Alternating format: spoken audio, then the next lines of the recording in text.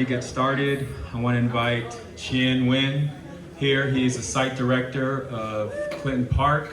All right. Just to stand with me, come stand with me, Chien. My name is Andrew Park. I'm one of the founders of Tribe, and we together want to welcome you to Clinton Community Center here in the Little Saigon Business District, located within Eastlake, within how some of you guys know this area, which is the first hood of East Oakland, or Funktown on the streets.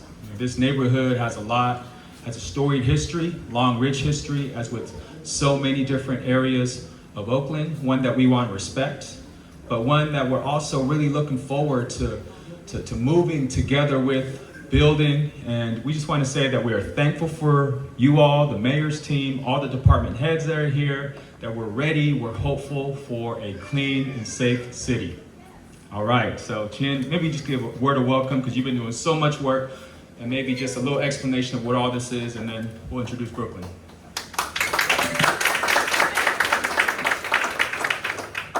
Hi everybody, thanks for coming out. Truly appreciate, putting all this together. I mean, just seeing you all here at Clinton Park. This was something that was never possible in the past. So I feel like this is the first step. I truly appreciate everybody out here coming to this event, this meeting, and it shows that we value our community. We care about our community. We are a part of our community. So I'll just thank you for that. I did want to do a small explanation of all the pictures that we got going on over here. This is all the stuff that we've done in around Clinton Park and Little Saigon in the last 6 months. Our ambassador programs, cleaning up the district, giving out resources, doing a lot of referrals. We have town nights here. We hosted town nights here, I think about a month or two ago. It was a great success, great turnout, and some of the renovations over there. Whenever you guys get a chance, take a peek at some of the stuff that we're doing. If you guys can just look around, we're still renovating right now as we speak. I don't want to take too much time. I just wanted to put my 2 cents out there, and Brooklyn, take over.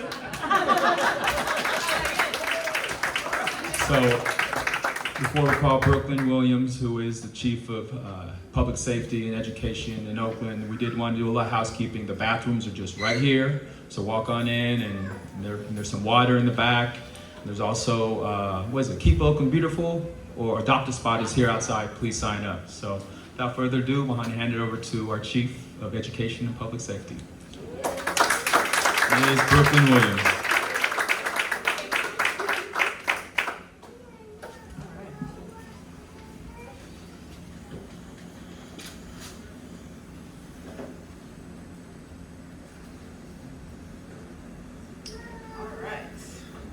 All right, good evening, everybody. Thank you so much for being here this evening. My name is Brooklyn Williams. I have the honor of serving as our Chief of Education and Community Safety for Mayor Thao. I want to thank Andrew and Chen for the warm introduction and for hosting us this evening. And I want to thank all of you for taking the time out of your busy evenings to be with us during this town hall. It's definitely not taken for granted, the fact that you're here choosing to be here with us. I also want to send a special thank you to our host, Tribe. Shout out to Tribe. Anybody here from Tribe? All the work that you've been doing for so long, it's very much appreciated. And the Clinton Square Community Center, thank you for partnering with us and for hosting us this evening. I will be your moderator. And the first thing we want to do is introduce Mayor Thao's full public safety leadership team. Each of these leaders oversees a very critical component of Oakland's comprehensive public safety plan. This evening, you will be hearing from our mayor, Mayor Sheng Thao. We have our Department of Violence Prevention Chief, Dr. Holly Joshi. We have our Police Department Chief, Chief Floyd Mitchell. Our Fire Department Chief, Chief Damon Covington. And then we have our City Administrator, Mr. Justin Johnson. as well as our Assistant City Administrator, Harold Duffy, and our Oakland Department of Transportation Director, Josh Rowan. They will each be giving presentations, brief presentations, and then I will be facilitating a Q&A session. There are staff members around the room. We have Eden right here, who's raising her hand. She will be passing out index cards. And if you have any questions for us this evening, please write down any of your questions you would like answered on a card, and then turn it right back in to Eden. And then she will get those over to me. And we are trying to strike a balance this evening of sharing important information that we know that you all here to hear and to learn, but also getting through your very specific questions. And so we're going to be trying to strike that balance. In that vein, I will be timing our presenters. So if you hear the alarm going off, that's not your phone, that's me.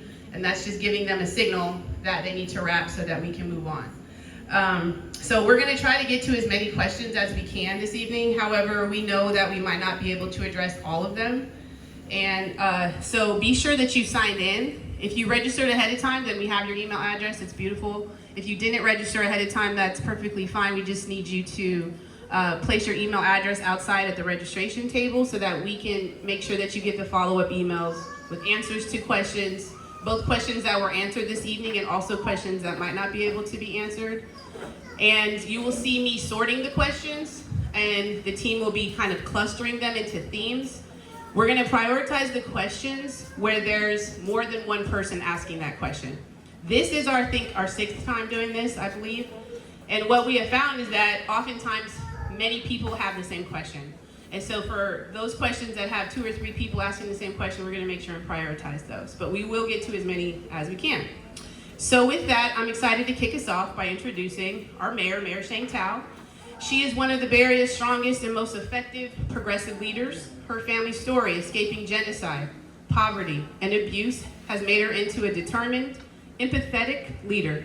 Her commitment to racial justice, building affordable housing, advocating for low-wage workers, and protecting tenants can be seen in her many accomplishments as a city council member, and drives her work to improve the lives of residents as Oakland's 51st mayor. Can we give a warm welcome to our mayor, Mayor Sheng Thao?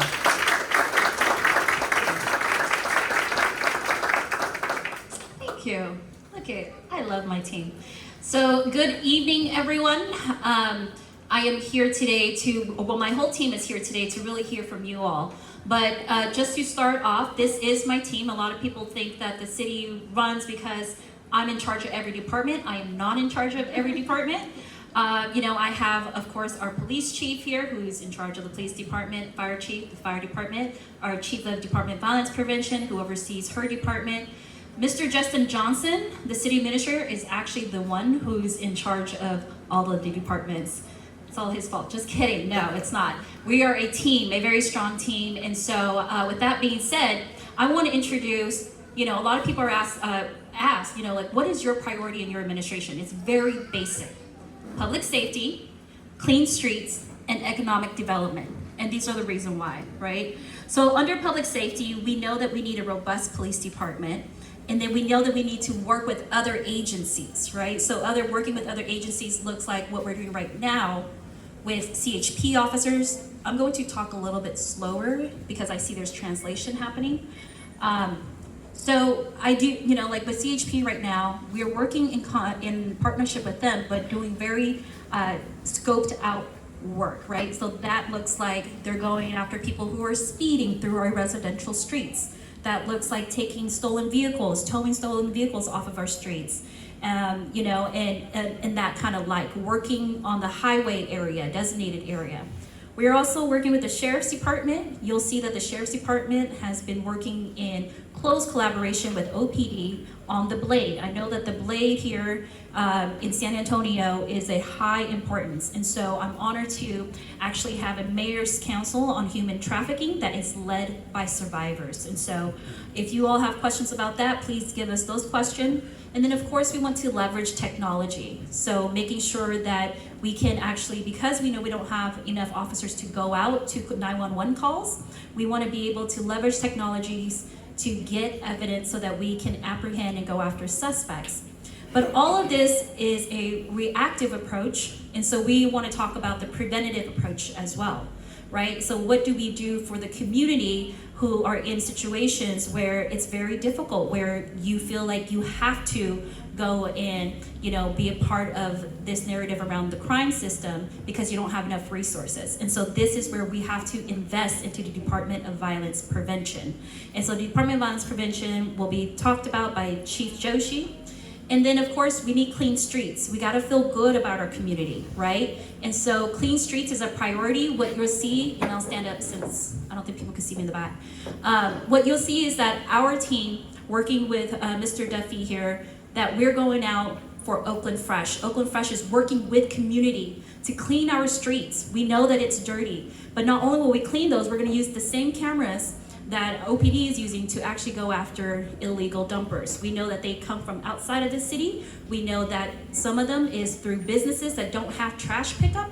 We also know that it is those people who are hauling for a very cheap price who are just dumping here in East Oakland. And so with that being said, we are working to create clean streets and utilizing that through enforcement. And then all of this doesn't work if we don't have money. And so you know that the city is actually in a budget crisis right now, and so what that means is we need to develop new streams of revenue so we can pay for more programmings for our parks, for our young people, and develop those programmings and continue to sustain them. And this is why a part of this approach, being that the A's already have half ownership of the Coliseum, we are selling our half of the Coliseum to the African American Sports and Entertainment Group, which is the first African American venture capitalist group.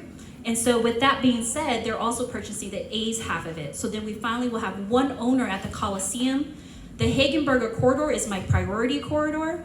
And so what that means is that there's going to be development in deep East Oakland finally. And so what this looks like is that we know that it's a food desert. We know that there's lack of green spaces and clean green spaces, you know, but this is a project that the African American Sports and Entertainment Group will actually hold community meetings with everyone to see how they envision that space. But it's going to be an economic driver in new taxes because we plan for it to be a place where folks can actually, with restaurants and what have you out there, so that folks can actually spend money when they come into Oakland. With that being said, we also know that crime is at top of mind. So I'm going to go back to public safety piece for a little bit. Coming in, crime was on the rise. And we knew that from 2012 to 2019, there was a slash in crime by about 50% for property crimes, for homicides, or what have you. And then it started going back up. So yes, we had the pandemic, but we also wanted to know, is the reason behind crime changing? And so what we did was we worked with Kaiser, where Kaiser funded an audit by the California, Berkeley, you could help me here, California Partnership for Safe Communities. California Partnership for Safe Communities with Reagan, and she came in as a consultant to do the audit. And what the audit showed, and what we received, and we received this audit just last December, it showed that there is a correlation between when we actually sunsetted the ceasefire program, right? So the previous chief actually did away with the ceasefire program and then stood up the Violent Crime Operations Center. What that did was it had officers going after people who had warrants, active warrants on them. And so that's a more reactive approach instead of proactive policing approach. And not just that, but we have U.S. Marshal that actually does that already. So coming into office, I've actually disbanded the Violent Crime Operations Center and put back fully in place the ceasefire program, which involves the Department of Violence Prevention, which involves OPD, probation, the district attorney's office, my office, and we look at the data. We look at the data, and we are proactive at fighting crimes. Not just that, but when we know that someone, you have a timer, right? Yes. Okay. So when we know that if, let's 2.5 say, minutes. okay. So for instance, if, let's say, my brother was shot, then the Department of Violence Prevention will come and talk to me as probably somebody who could potentially retaliate or need resources, right? So then we are interfering with the possibility of retaliation. We are interfering with possible crimes that could be created and possible murders that could be done in the community.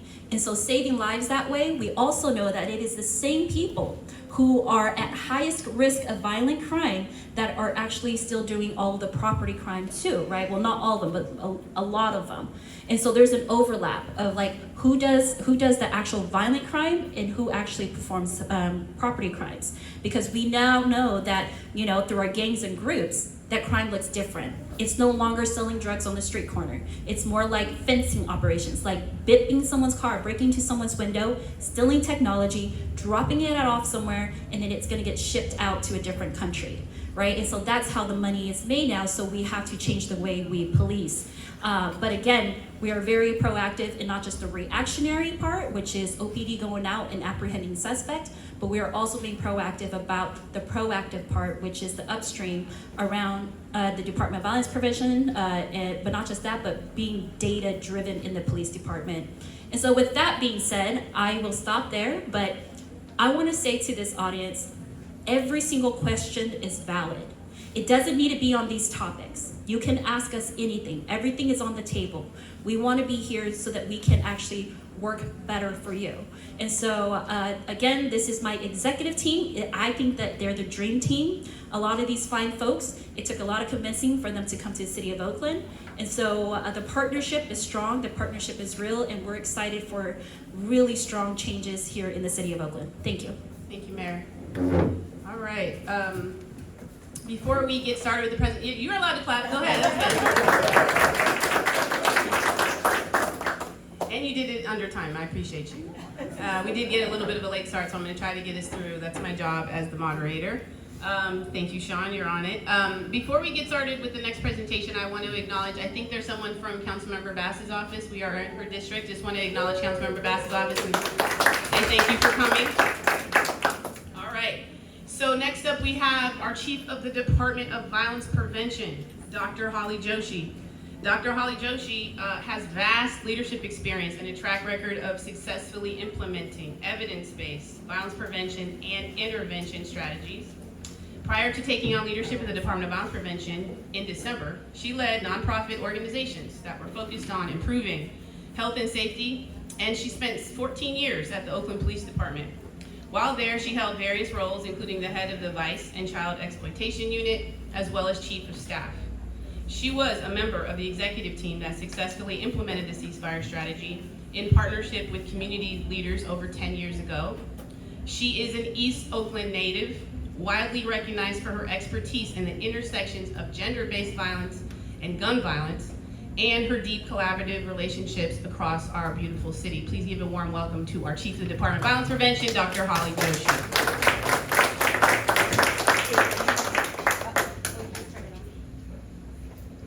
Good evening, everyone. Thank you for coming out. I know it's a busy week, it's a busy time, so you all showing up here on this Thursday evening with us is extremely meaningful. I see a lot of familiar faces, folks I've worked with in this city over the years, so it's good to see everyone. So I've been back in the city for the past 9 months and agreed to take over the position of the Chief of the Department of Violence Prevention because I had several conversations with this administration and specifically with the mayor to understand and make sure that we are aligned on what public safety needs to look like in the City of Oakland. And she was able to convince me of her understanding of the importance of implementing data-driven and proven strategies, and so that is what I came back to do. So just as a quick reminder, the Department of Violence Prevention is only 5 years old. We are one of the newest departments in the city, and we were unfortunately formed after a series of tragedies occurred to ex-council member Lynette McElhaney. She lost her nephew and her son to gun violence in 1 year, and then worked with her constituents and other community leaders to advocate for the rest of the city council to pass the measure that included creation of the Department of Violence Prevention. So we had our first chief in 2019, and we've only been up and running for 5 years. Our 3 goals are to reduce homicides and shootings, to reduce gender-based violence with a particular focus on commercial sexual exploitation of children, and then to work on reducing the levels of trauma for individuals, families, and communities that are associated with suffering from those forms of violence. So those are our 3 very specific focuses. I have 55 staffers so we're still an extremely small department. But the way that we're able to make impact in this city and get through this large city with all of the volume of work that there is to do around violence intervention and prevention is in partnership with our community-based organizations. So there are several community-based organizations in here that we partner with and we fund. Tribe, thank you for hosting us. I see David from EBAC, East Bay Asian Youth Center. So we fund 25 different community-based organizations to work on gun violence intervention and gender-based violence intervention. So in addition to acting as a funder of the community-based organizations, I do have a small deployable team of direct service providers available to me. And those people that are working inside the department as city employees are very specifically working on the ceasefire-focused deterrence strategy that the mayor was talking about. And I'm gonna talk a little bit more in detail about what that is and what that entails. So ceasefire is focused deterrence. It's the most studied, data-driven gun violence solution in the country.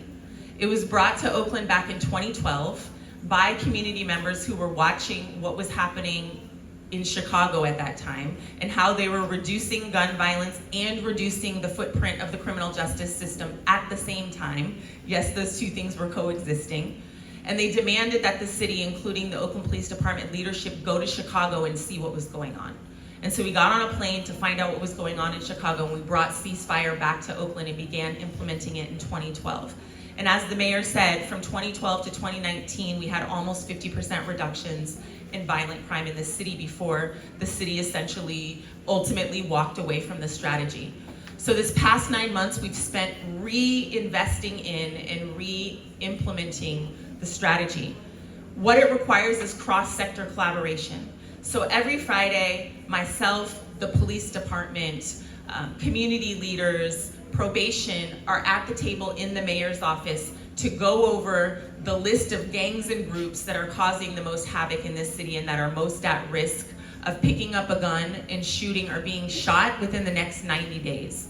So we're talking about working with the people that are most at risk of violent crime eminently. Not in 10 years from now, not in 5 years from now, not next year. We're talking about imminent gun violence. And the way that the Department of Violence Prevention does our work is really from the social services lens. So OPD obviously is focused on the enforcement side of ceasefire.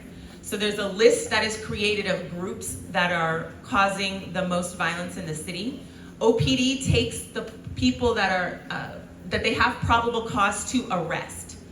They don't give me that list, and my department does not work on that list. OPD goes after those folks, charges them, takes them to the DA's office, gets it charged.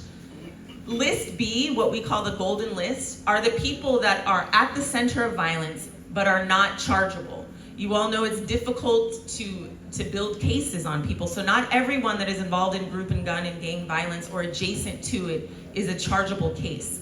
What used to happen when I was at OPD before ceasefire is the people that were identified as being at the center of violence but did not have a chargeable case would linger on a list. The list would only be known to the police, and what would happen is they would either be killed or continue to engage in violence while the police department worked to build the case. Now what happens is the list of people that are involved in violence but not chargeable is given to my department. And our credible messengers, our life coaches, our violence interrupters, our gender-based violence specialists relentlessly pursue those individuals, because we know that if we don't relentlessly pursue them, they will continue to engage in violence. And the first step is communicating directly with them that they are on everyone's radar, including the communities, the police, probations, the district attorney's office, and they don't stop engaging in violence, they are either going to be killed or go to jail.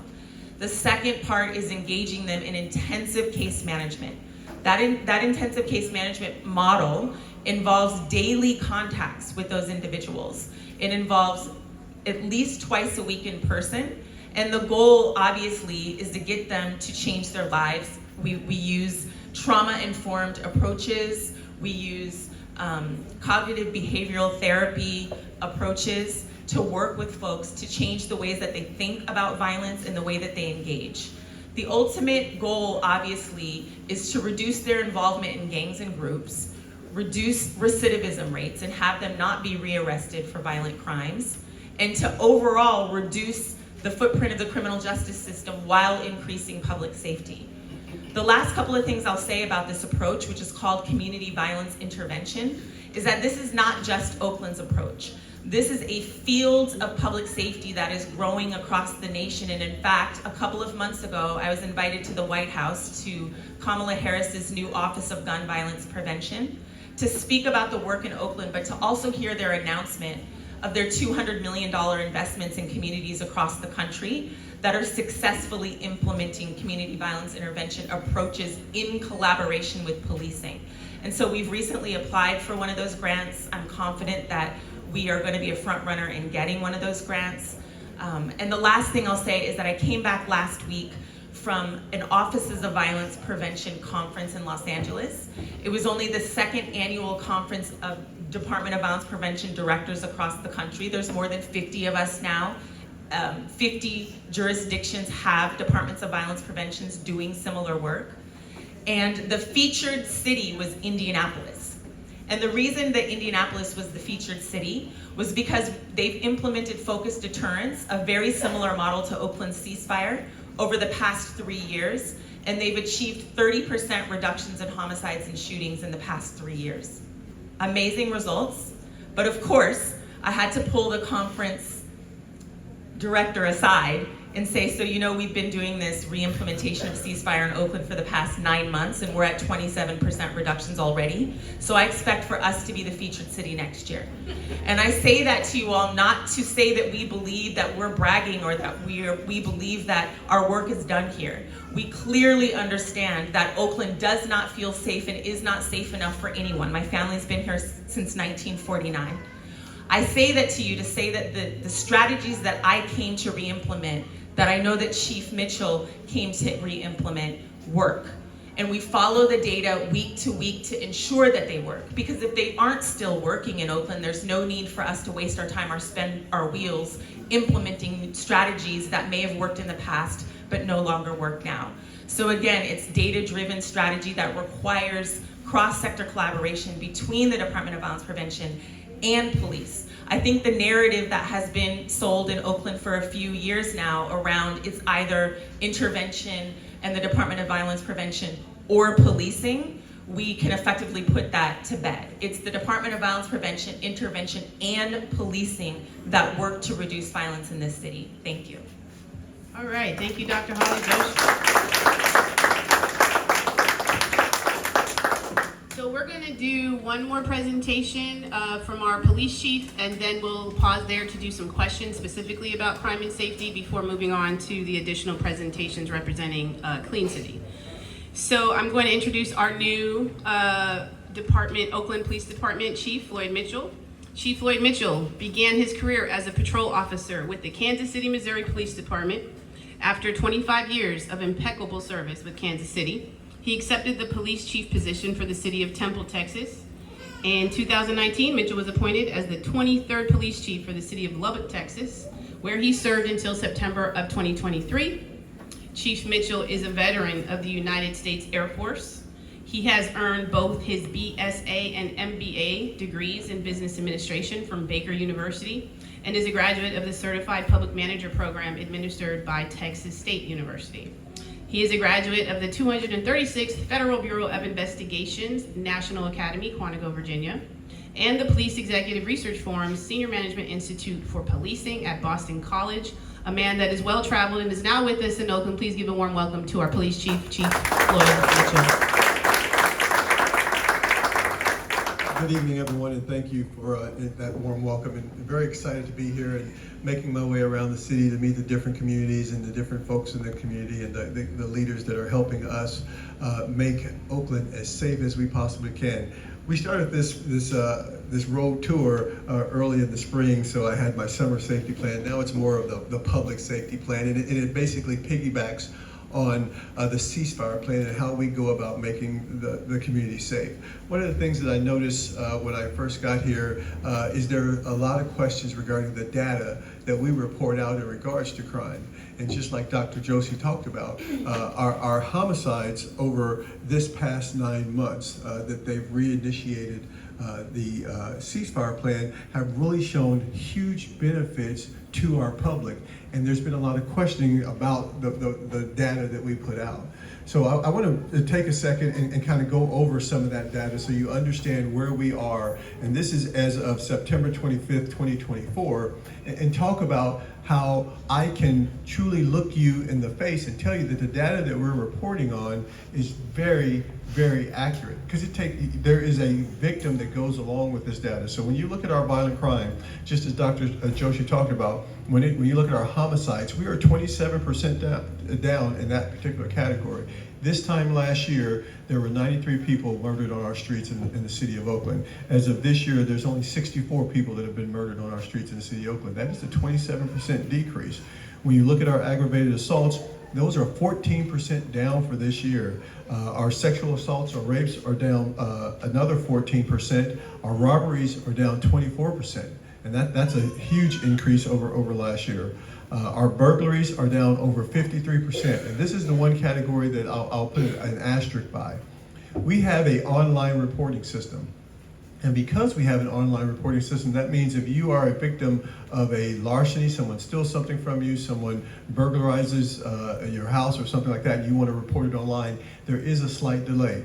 So even though we are reporting 53% down, we know that that number hasn't caught up to us. So, but I can tell you that at a 53% reduction in that particular category, we're probably sitting squarely around 30-35% reduction, even in that category right now. So I think that goes to show exactly what ceasefire and this program and the prevention of crime has done across our city.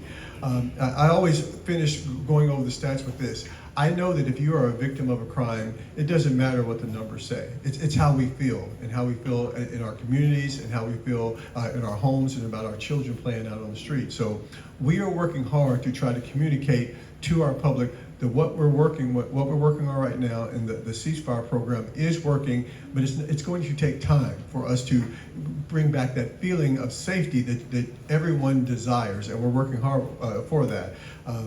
Our police department right now has authorized 678 law enforcement officers. Right now, we're at about 686 law enforcement officers. We're a little bit over where we're actually authorized and budgeted. We know that that's not the number or where we need to be as a police agency.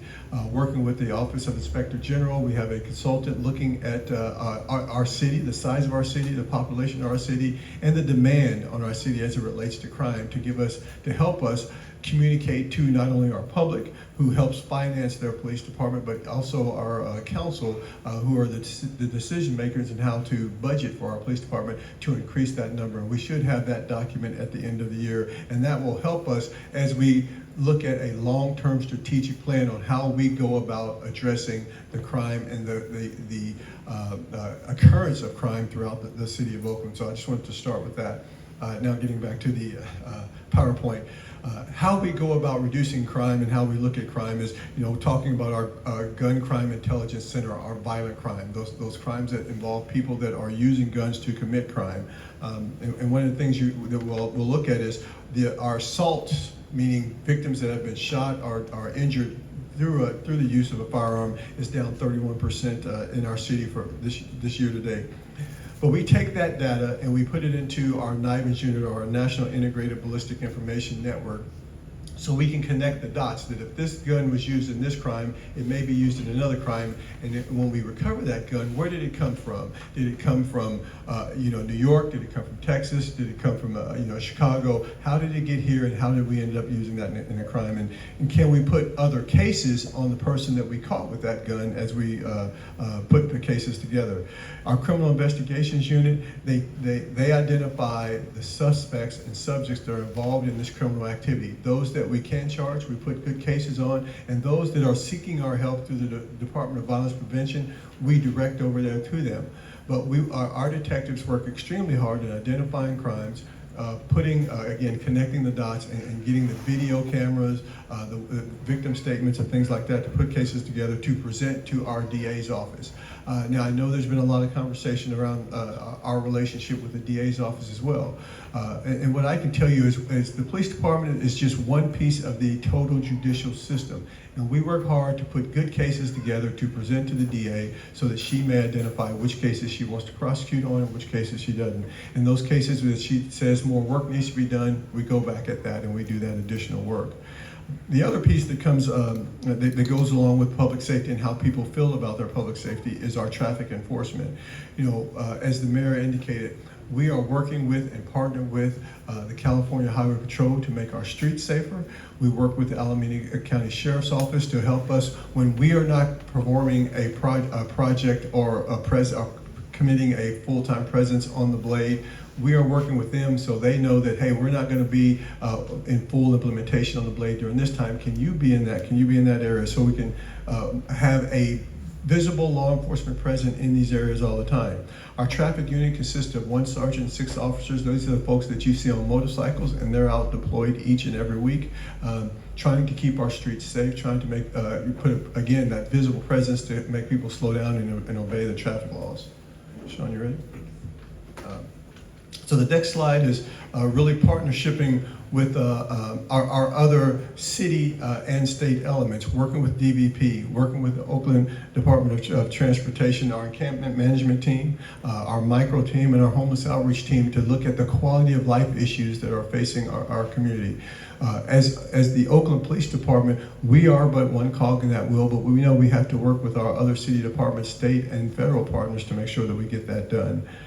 Coordinating with, again, the Alameda County District Office, the U.S. Attorney's Office, and our federal partners when we're putting those cases together.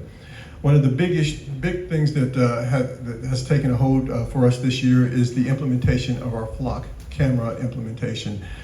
We have 290 cameras that we are installing right now. As of this date, we have over 120 cameras that are actually up and running throughout the city of Oakland. We are also working on implementing a drone as a first responder program, actually having drones respond to different calls for service to help us with that. So that's a big piece for us. And the community support and engagement piece.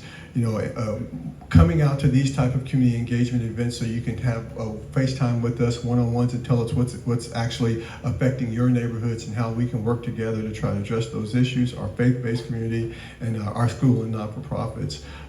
One of the things that we know that is affecting this particular neighborhood is the sexual exploitation of our young folks out here. So working with our federal partners to look at what we can do to address those that are patronizing prostitution and also those that are the guys that are out there pimping, for lack of a better word. So we have a detail that works every week. We have one detail that works a vice decoy out here every week to try to address that issue. The other big issue that we use is to address the sideshows, to make sure that we know that's a big issue and it's a part of the culture out here. But really working hard to, again, that's another thing that each weekend, each Saturday and Sunday night, we have a detail that is working our sideshow details to try to reduce and prevent those from occurring. So continuing to do that, and we're doing that through high visibility, our foot patrols, our traffic unit, and our sideshow details. Our special resource section, just making sure that we're using our C-SPAR, our special resource section officers and our community resource officers to overlap when our patrol officers are out there on different calls for service, just to overlap that. So I'll stop there and see if there's, I think this is the point in time that you have questions. 10 seconds early. Good job, Chief. Okay. All right. Can we turn the air conditioner on? Oh, can we get the fans going, Rihanna? Use the paper like Charlie. All right, so it is now time to get to some of your questions that are directly related to crime and safety. And so thank you all for keeping the questions coming. We are going to get to some of those now, and then we'll move on with our presentations from Public Works and the Department of Transportation, and then answer questions related to homelessness, encampments, etc. So let's start off with 911. So the question is, why is there such a delay when you call 911? And I'll just add to that, what are we doing about that? Right. Okay, so one of the things that I think is important for everyone to understand is, as a law enforcement agency, and that's just not here in the City of Oakland, but it's across the United States, we prioritize our calls for service. And it's usually priority 1, 2, 3, or 4. Our priority 1 calls are our life-threatening calls, meaning there's a vehicle accident where someone might be seriously injured or hurt, or someone's involved in a robbery that the suspect is still there, or there's someone got shot or seriously injured or something like that. That is a priority 1 call. If you have a non-priority 1 call, a priority 2 or priority 3 call, and a priority 1 call comes in, the officer that was dispatched to your call will get rerouted to that priority 1 call because it is a life-threatening call. So it's just one of those things that we have to do. We have to do that because we have limited resources throughout the community, and we experience 500,000 calls per year that we have to respond to. So I think it's very important for people to understand that we have to have a prioritization put in place so we can respond to those calls that are most dangerous right away, and then the officer goes to the priority 2s, priority 3s, and priority 4 calls. Can you just comment on that for a split second? Because I know half a dozen people who have just called 911. I don't think you can actually tell when you're just calling 911 what sort of a priority it is. I'm sorry, you're talking about how they get prioritized. Yeah, the dispatchers, when they get the call. Chief, do you want to explain that process? No. When people call, you're on hold indefinitely. Oh, I see what you're saying. Yeah.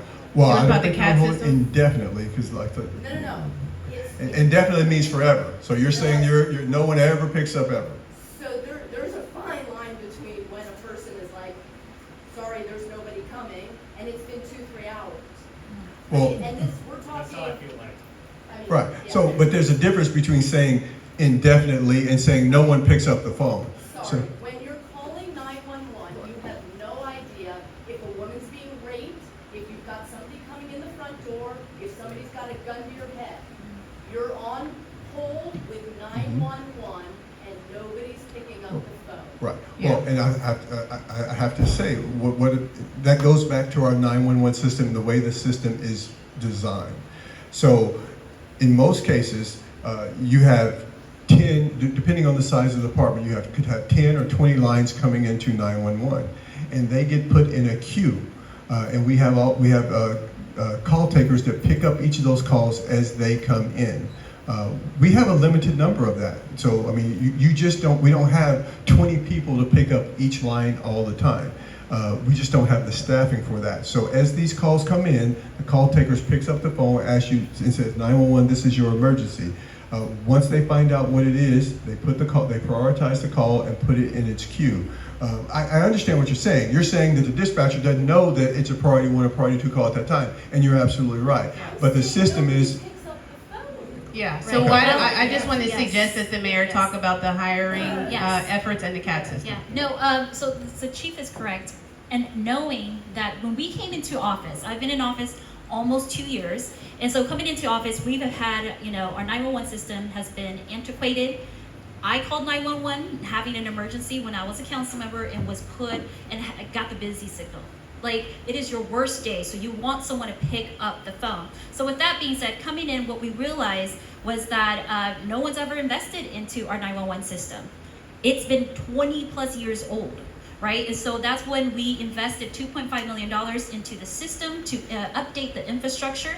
And then not just that, but coming in, we had about 15 to 20 positions that were completely vacant for years. And so then our dispatchers had to work mandatory overtime. So with that being said, we have already, that was my priority. I said to HR, you need to push on hiring for all these dispatchers position. And so they did, but then I said, just don't hire for these positions. What you need to do is that we need to treat them like how we do with the police department, with the fire department. They come in as an academy, right? And so they have people they can lean on to support. 911 dispatchers, they are taking emotional phone calls every single moment of the day. And so we're hiring them now. Number one, we're doing year-round hiring because a lot of times we lose people because it's a demanding job. And then number two, we're bringing them in as a cohort so they can really lean on each other so that we don't lose them. And so right now we have about 20 dispatchers who are paired up with a senior dispatcher. And so they can't work alone yet because I believe it's an 18 months training program. They're about to be completed early next year. And so when that happens, it'll free up these dispatchers to actually be able to add to our force of dispatchers to answer phone calls. When I came in, the state standard, you must pick up the 911 call within 15 seconds. When we came into office, we had 35% was the number of calls. Out of all the 1 million calls that we receive a year, only 35% of those calls were being picked up within 15 seconds. That is a disgrace, and that is not okay. And so now with the infrastructure upgrade, with hiring for these positions, and then we just updated the CAD system for the police department, this helps the dispatcher dispatch to the closest police officer for a quicker response time. With the technology that I'm coming in to put in place, including the rapid response drones, because if we don't have enough officers, but you have a priority 1 call, we can set up a drone to stop recording so that we can then send the officer to capture the suspect wherever they're going. And so all of this is only going to make our 911 pickup time a lot quicker. So coming in was 35%. Today, we're at 52%, and that's within 2 years. Think about what more we can do to get better pickup times within the next 2 more years, right? So we are at 52% calls picked up within 15 seconds. Is it good enough? Absolutely not. That's why we got to keep working at it and figure out how we hire more dispatchers. And this is also the economic development piece. In order to have more officers, in order to have more dispatchers, more life coaches, more people picking up the trash, we need new streams of revenues. And so I always say, I'm tired of taxing our tax base to death, which is our residents, property owners, and businesses. It's like we, the city, have to figure out how do we generate new tax dollars. And this is why the Hagenberger corridor and West Oakland are my priority corridors, because this is how we generate new streams of revenue so that in the future, we can do all of this to make our city better. I hope that helps, Mayor. And I want to jump back in, because I want to set clear expectations for you, and that's part of one of the things that I don't think people understand. Not just Oakland, but across the United States. If you have an accident, you are not the only one calling in to report that accident. That system gets overwhelmed. If there is a major accident on the street, you and the 100 cars that pass by that accident have called in to say, there is an accident on this highway at this intersection. Any system within the United States will be overwhelmed because all those lines are full, and you are going to get past that 15, 20, or 30-second mark for that answering. So I just want people to understand that our system, we have some internal issues with our system, but realize this, no system is going to be 100% perfect, that when there is an incident going on, whether it's a fight, a robbery, or this, that, and the other, and 20 people call in, that 20th person is going to wait a lot longer than that first person whose call that came in. So I just want to make sure that you understand how the system is designed. It's not just us having personnel issues, it is the way the system is built and how quickly it can be overwhelmed when an emergency happens. Thank you, Chief. I also just want to add that there's been studies about the types of calls that come into 911, and oftentimes they're not suitable for 911, and that jams the lines. So for example, I come out and my car's been towed, right? We have a high percentage of 911 calls for things like that that are not technically an emergency. So you'll see on the OPD social media often tips about when to call 911. Because when residents and business owners or whoever are calling 911 for things that are not appropriate for 911, it jams those very valuable lines. And so that's something that we can all do to contribute as community. And so I'm going to move us along because we have a lot of questions, and I want to make sure we get to them. Just the number of non-emergency calls that come into our 911 line is 60%. Yeah. So if we can get those 60% to either call the non-emergency or call macro, then we would free up a lot of that 911. Yeah. And Chief Covington will be talking about macro in a little bit to make sure everyone knows about this other service that we have. So, Mayor, you kind of answered this a little bit in talking about bringing in more revenues, but this question is about when there will be more officers. So I think you've kind of explained that we have to bring in more revenue in order to pay for more officers, right? I would, and then whatever you want to say, and then I want to punt it to the chief to talk about where we are in our academies. And I know you and I were communicating about that today. So knowing how important it is to have bodies out there, whether it's Public Works or OPD or which department, but we have to be cognizant that we are working with not a finite set of budget. So it's not as easy as saying, let's go ahead and fund 1,000 officers. If that's fine, we can fund 1,000 officers, but where are we taking from? Because we have to take the money from somewhere. So do we, we've inherited the worst budget that Oakland has ever had in its history, because a lot of it is due to the pandemic. And so we have to get cheap on the sides, right? And so we do have a very small force, but it's a mighty force. They are doing their jobs every day. However, I do know that we need to, expand our force, not just police, but in all the departments, so that we can actually take care of our residents. And this is why we need the economic development piece. I get really frustrated because many leaders have come and gone, and there is no new economic development. We consistently go after the same businesses for taxes, the same property owners, and I, as a renter, and I've never been a homeowner before, I want to possibly own a home one day, but a lot of times the taxes on the back end that we charge here in the City of Oakland, it makes it hard for people to be first-time home buyers. And so, we're doing our due diligence to create that economic engine here. Thank you. And then, Chief, if you just want to share, Yeah. how many Talk police about the academies, where we are. Yeah, currently we have the 194th Academy that's about 3.5 months into their 6-month academy. They graduate toward the end of December. We will be starting the 195th Academy toward the middle of November, and that's a 6-month academy that goes there. And the city administrator has also budgeted for a 197th Academy that will start sometime in February or mid-March. All right, thank you. Okay, so this next question is, next few questions were about robberies specifically.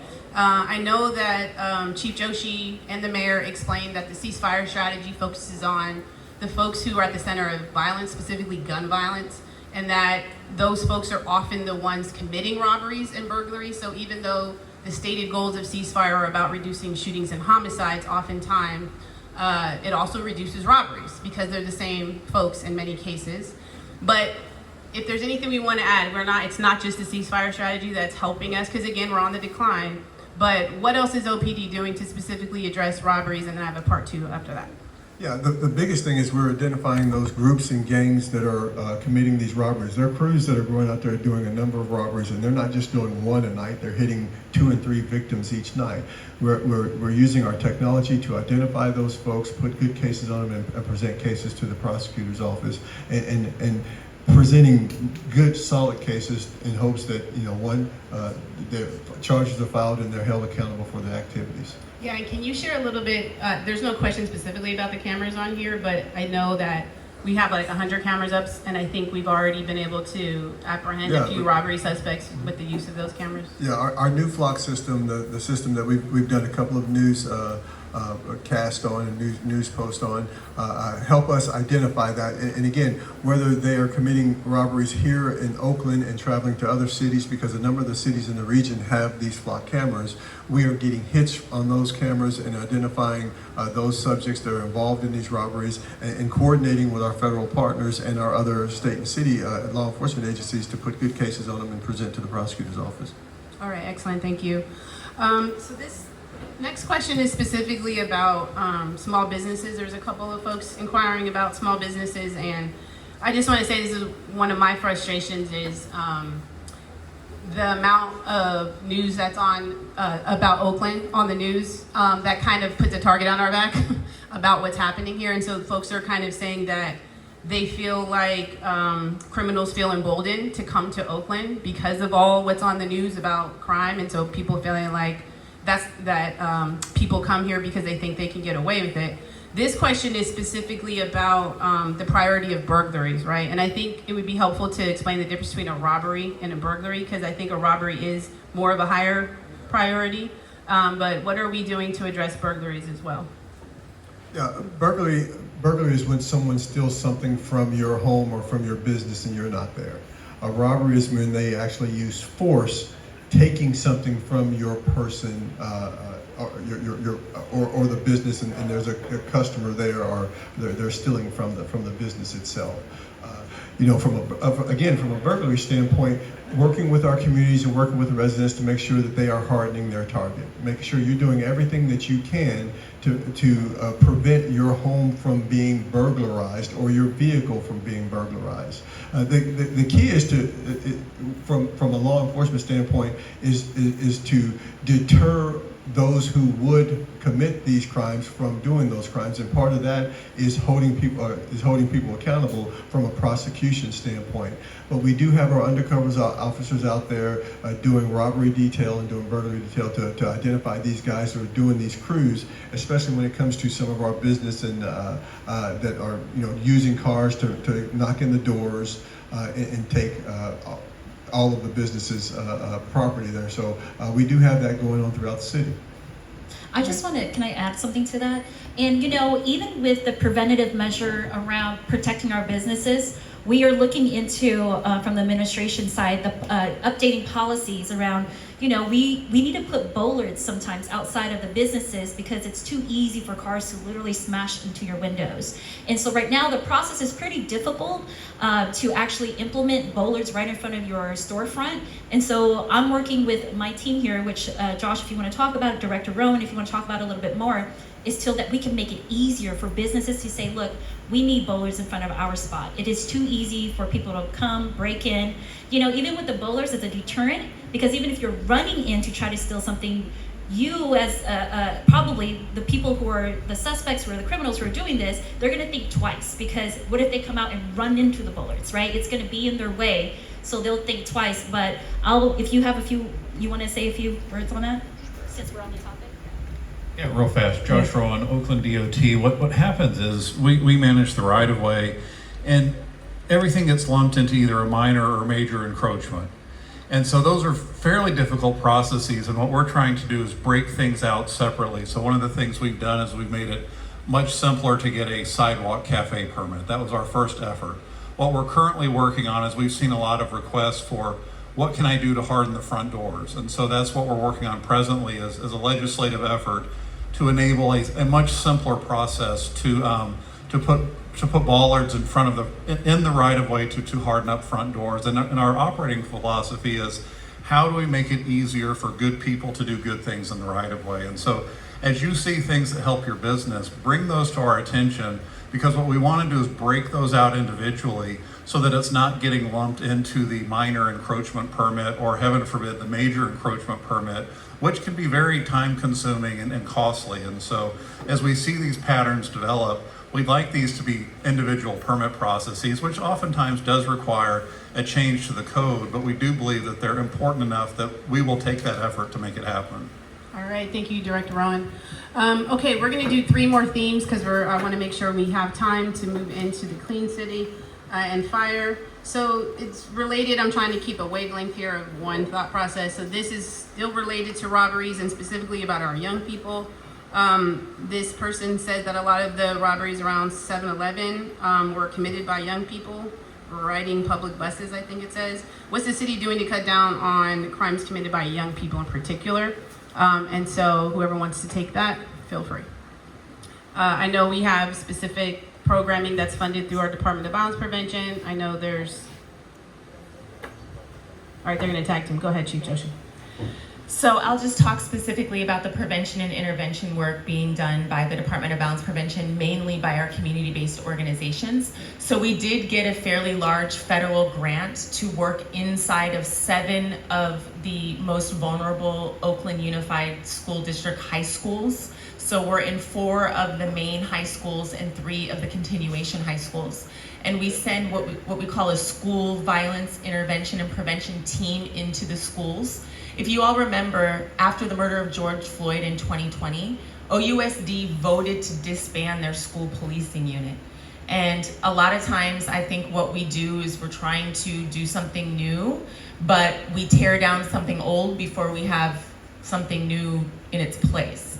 So the school VIP program was actually put together Ms. Williams led that charge by the City of Oakland in collaboration with Oakland Unified School District and funded by the federal grant that we have to go into these schools with a violence interventionist, with a life coach who's an intensive case manager, and then a gender-based violence specialist. And what they're doing in schools is working to identify those young people who are most at risk of being involved in violence, such as street robberies and of course, gun violence as well. So they work with administrators, teachers, parents, young people. We already know what the red flags are for young people showing signs and symptoms of being involved in violent crime or getting involved in gangs and groups. And so we just need teams inside the school that can work with the administrators, teams of people who are experts themselves in violence intervention. And so that's what we're doing. It's still a pilot, but it is showing some positive results. We're only in the second school year of doing this in 7 schools. We would like to eventually be in all Oakland Unified School Districts, but from the Department of Violence Prevention side of the equation, that is our work to prevent and intervene in violence, specifically with young people.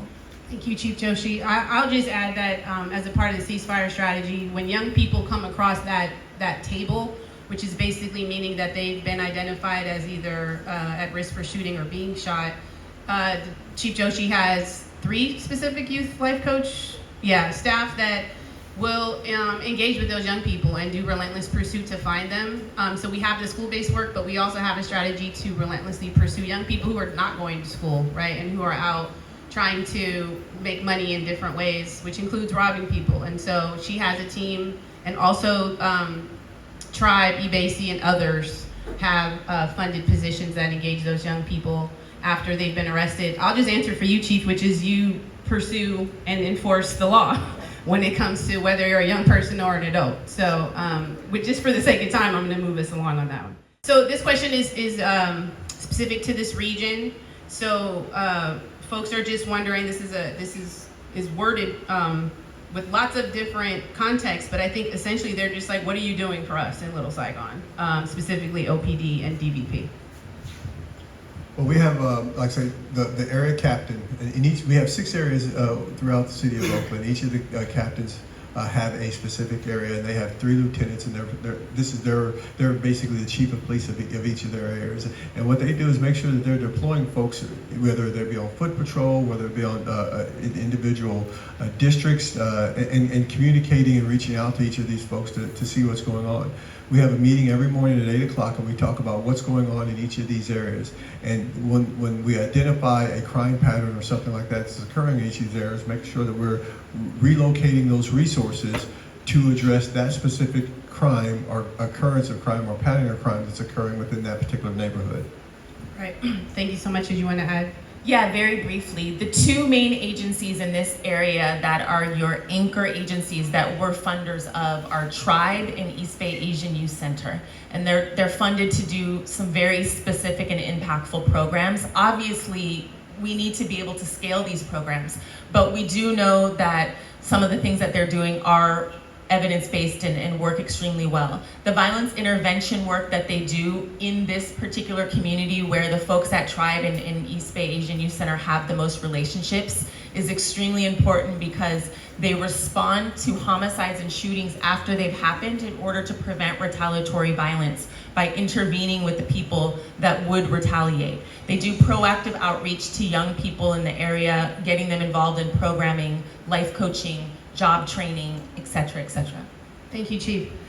All right, so we're gonna move, actually still place-based, but we're gonna move into several questions about sex trafficking and the Blade specifically here. And so the first question is, what are the cities, because it's asking for the police and the Department of Violence Prevention, so I'll just categorize that as the cities' theory of change, specifically related to reducing sex trafficking and sexual exploitation.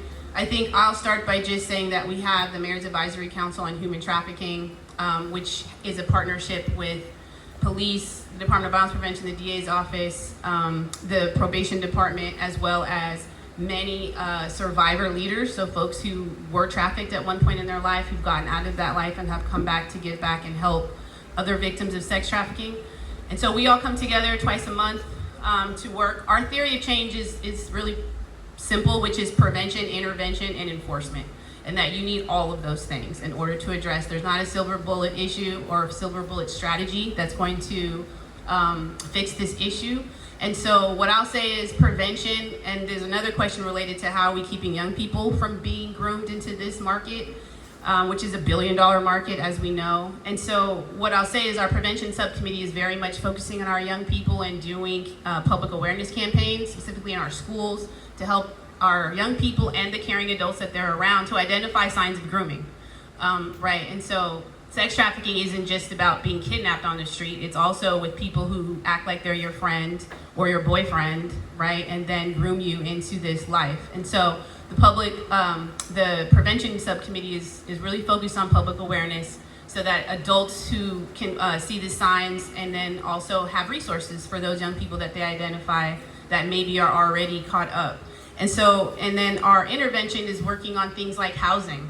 Housing is one of the #1 reasons why people are vulnerable to sex trafficking.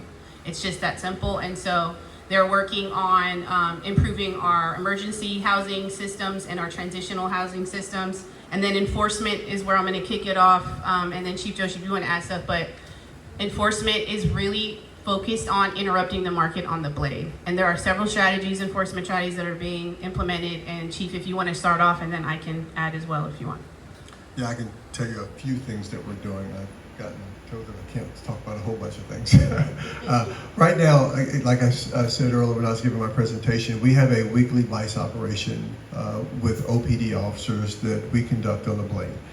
It is every week. We alternate days of the week of what that's going to be, so no one understands what our pattern is, in which we try to identify those folks that are patronizing prostitution and those that are promoting prostitution, because we know some of the crime that we've had on the blade are those that are promoting prostitutions, and the people that are patronizing prostitutions are getting robbed or are getting into fights on the blade. So we will continue to do that enforcement action. We'll continue to work with our state and county partners to hold these vice details on the blade throughout the year to continue to address that specific issue. Thank you. And I know in your presentation you talked about all the partnerships with other public safety agencies, right? And so what I can say is I'm on the enforcement subcommittee for the Mayor's Advisory Council on Human Trafficking. We have called on the CHP as well as Sheriff's Department to increase their traffic enforcement on the blade, right? So the laws have changed. I think OPD is going to be doing a training with the San Antonio Neighborhood Coalition about how the laws around sex trafficking have changed, which in some cases kind of ties their hands on what they're allowed to do, but there are still things that can be done. And essentially we're just trying to make it more inconvenient for people to participate in this market, whether you're a buyer of sex or whether you're an exploiter or a sex worker. And so we have the CHP and the sheriff on the blade at different times. We actually have a coordination so that we're leveraging resources, not duplicating resources. So between patrols, CHP, and the sheriffs, there is an increased presence for sure on the blade, and some of that is just focusing on traffic enforcement. So you all should know that because you live in this community. And so just know that there is an increased presence in addition to the special operations, which is different than traffic enforcement. There are also other things that are happening that we can't discuss. You have a follow-up question? I do. First, thank you guys for coming. I need you to make it quick though. You gotta land it because we're gonna. I would encourage the chief and the mayor to take 2 minutes to drive across south on into that. We've done several ride-alongs, yes. Efforts that you're putting forward doesn't seem to be effective. And we're seeing more and more prostitution prostitutes. Yeah. And it's disrupting the business. That says everything. I'm glad you mentioned business because that actually reminded me of something else that's happening. There's so much activity. I just wanted you to know that human trafficking and reducing homicides are the top 2 priorities around safety in this administration. And we're throwing all of our resources at the market on international. And so, Brooklyn, can I jump in real quick? Yeah, Just because go I ahead. want to.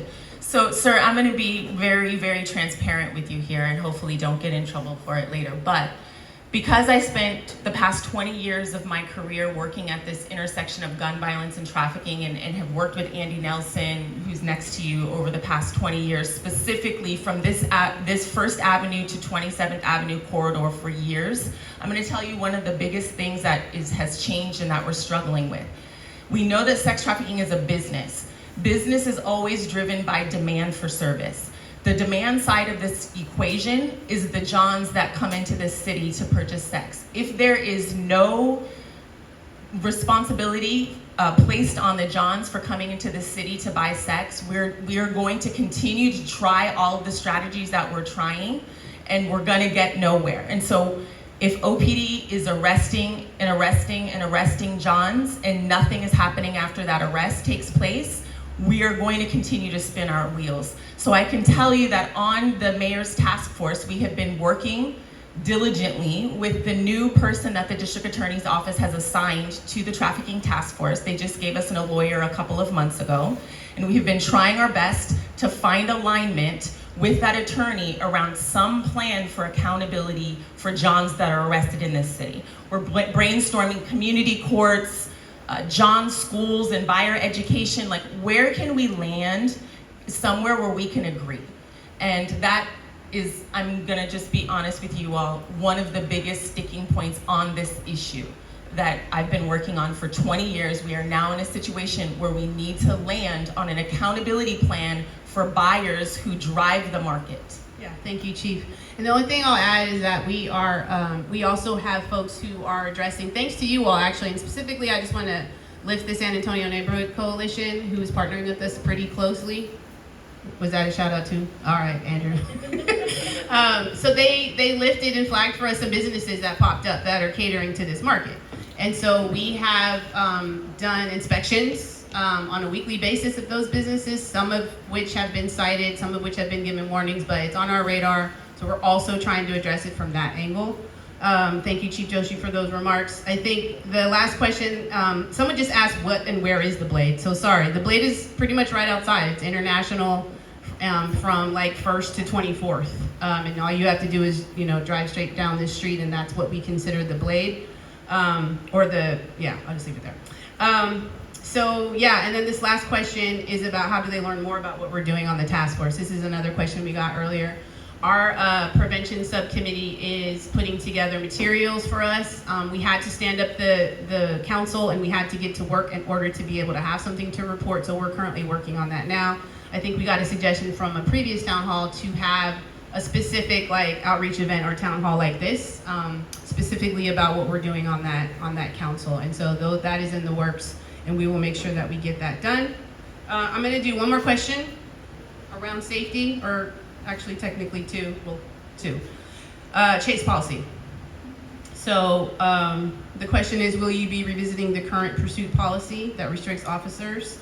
And I don't know if this person understands what the police commission's process was, but anything we can share to update folks about where we are with the chase policy. Yeah, I think it's important for everyone to understand that we do not have a no chase policy. We have we do have a policy that allows our police officers to pursue officers who commit violent felonies. Our chase policy has been looked at by the police commission, and they voted last week to not make any changes to it, as they currently believe that it is satisfactory and in line with that of the region.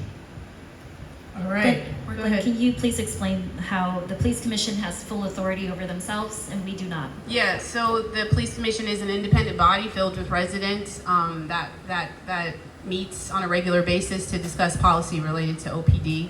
And so this was brought up as an issue. I think Councilmember Jenkins produced a resolution that asked the police commission to take another look at this policy. They did that. They did a round of engagement events. I'm not sure how many of you were able to attend those. I know folks sent letters, made phone calls, sent emails. They took all of that and came back and said that they wanted to maintain the current policy. That does not mean that it can't be addressed at a later date. Policies can always be readdressed, but that's where we are right now. And yeah, I would encourage you to stay engaged as much as you can with the police commission. Their meetings are posted online. We tend to have the same 4 or 5 people show up. And the commission was created in order to have the community at the table around policy and around policing specifically. So I know we're all busy, but we always encourage folks to try and engage as much as you can and weigh in with your voice. I also think it's important, like a lot of people ask me, well, how was this even created? And why do they have so much power and authority? And so the answer to that, while Brooklyn is reading through the questions, is that it was Measure LL, and so Measure LL was a ballot measure that was voted by the people of Oakland, so the Oakland voters. So it was voted in, and the power that B with the police commission was also a part of that charter change to our charter in the city. And so they do have full capacity for policy making with OPD. And so it's not something where it's just the other commissions that all of the hundreds of commissions that the city of Oakland has, they're all just recommendation commissions, except for one, and that is the police commission, which has its own full authority, its own staff, its own attorney, and what have you. So I do implore you all to engage with the police commission. Yeah, and just for clarity, I think folks think that the current chase policy was drafted by the city council or drafted by the mayor, and it was not. It's actually an internal OPD policy that was created because of the number of chases that resulted in injury or death. And so the previous chief actually strengthened that chase policy because the city was getting sued because people were being killed. And so that's something to keep in mind. Obviously, we all feel the impact of that policy. And so that's why we encourage you all to try to engage with as much as you can with the police commission, as well as the leaders on our stage. Last question, and I think this is a really good one, and I just wanted to pin this one, which is, Chief, you expressed the crime rates coming down, both of Chief Joshi as well as Chief Mitchell. And this person is wondering, how are we able to do this? And I think I've heard from many business owners as well as residents who do feel that there's a difference. There's obviously folks who've been victimized who are still feeling unsafe. But there are some people who can feel the difference, and the stats are showing that. But how is crime coming down, and yet our number of police officers is also coming down? How is that possible? Is it through partnership? Is it through a specific strategy? Like, how are we accomplishing bringing crime down even though our resources are lowering? Yeah, I believe it's a combination of a lot of things. Again, it's refocusing on the ceasefire strategy. It's you have a dedicated police department. You have dedicated officers. Again, just like the mayor said, they're small but they're mighty, and they work hard. They work a lot of overtime. Because they're dedicated to this city, and this city means a lot to them. So they're giving their heart and soul both on the law enforcement side and the non-sworn professional side. The use of technology, again, using flock cameras, and the connection with our business owners who give us access to their cameras so we can identify these suspects and present good cases to the prosecutor's office. So I believe it's a combination of everything. Okay, thank you. All right, so with that, we are going to move to our presentation from our Chief of the Fire Department, Chief David Covington. He's going to do a brief presentation. I'm going to introduce him right now. Chief Damon Covington has been Oakland's fire chief since October of 2023. Prior to this appointment, Chief Cub, we call him Chief Cub, served in an array of capacities over his 24-year career with Oakland Fire, which includes firefighter, paramedic, fire engineer, the lieutenant of fire, captain of training, battalion chief, special ops chief, deputy fire chief, and most recently he served as our interim fire chief. Chief Covington's educational accomplishments include a Bachelor of Arts in Sociology from Sonoma State University and a master's degree in Executive Public Administration from Golden Gate University. He was the president of the Oakland Black Firefighters Association from 2016 to 2022, and previously served as the chair of the Rodeo Hercules Fire Protection District. He also serves as an adjunct professor for Merritt College, where he lectures in the undergraduate fire science program. Please give a warm welcome to our fire chief.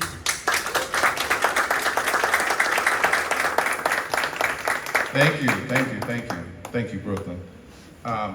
In the interest of time, I'm going to give you kind of a high-level rundown of the Oakland Fire Department. As Chief Mitchell said, very proud group. We have 470 dedicated firefighters that work in 25 firehouses throughout the city. Our fire department is broken up into multiple divisions. We have our macro division, which we'll talk about in a minute briefly.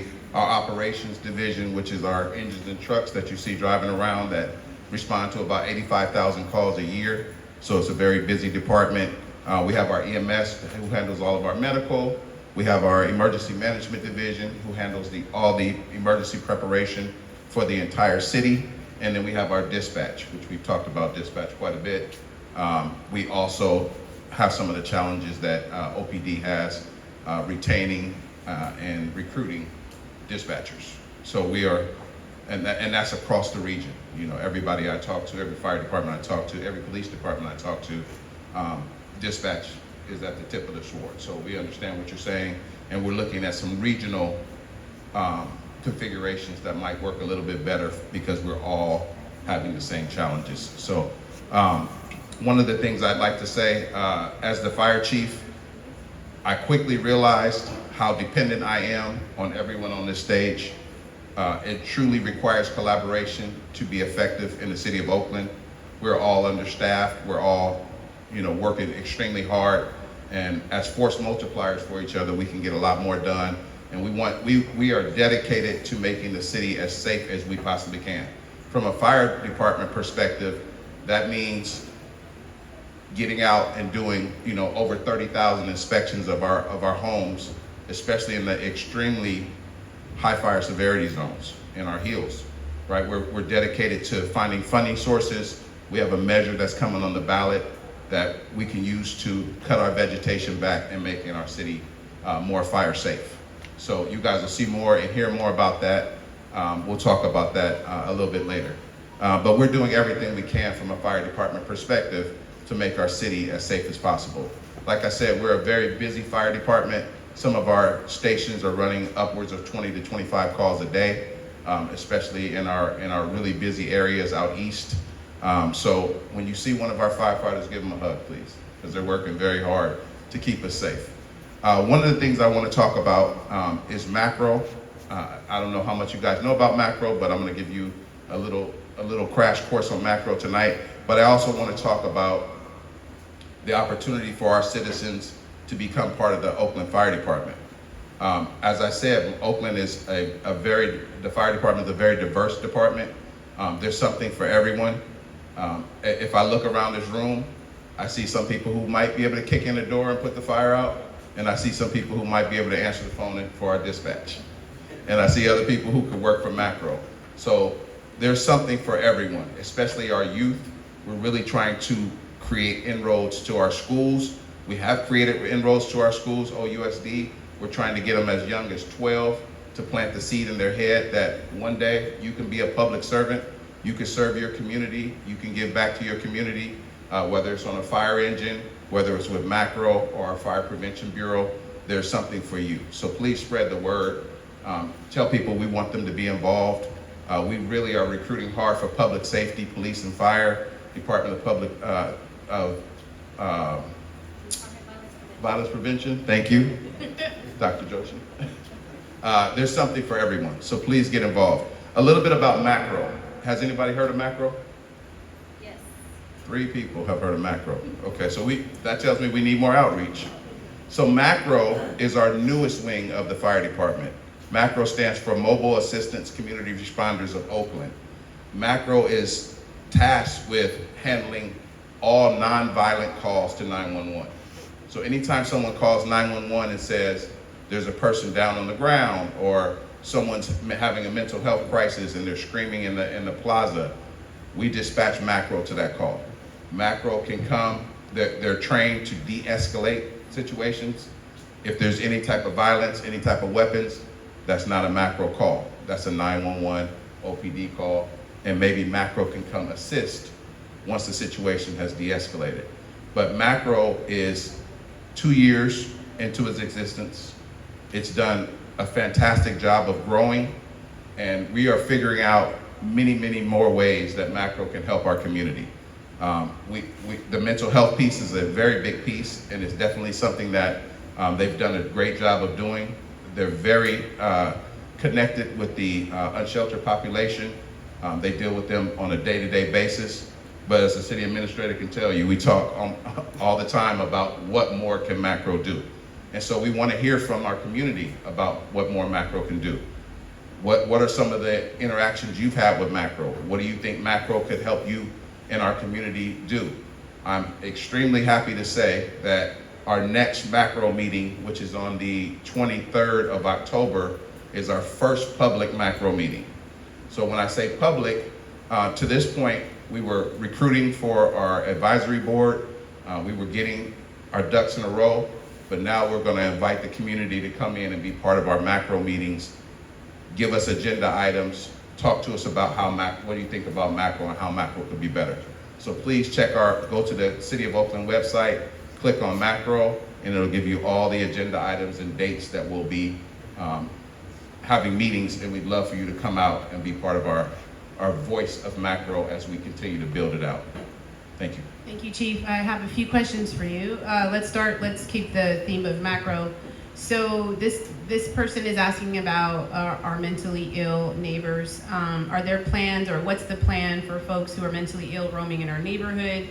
They get arrested or sent to John George, and within 2 to 3 days they're back on the streets. So I know you talked about macro. Maybe you can share how to reach them specifically, or anything else you want to share about how macro approaches folks dealing with mental health issues.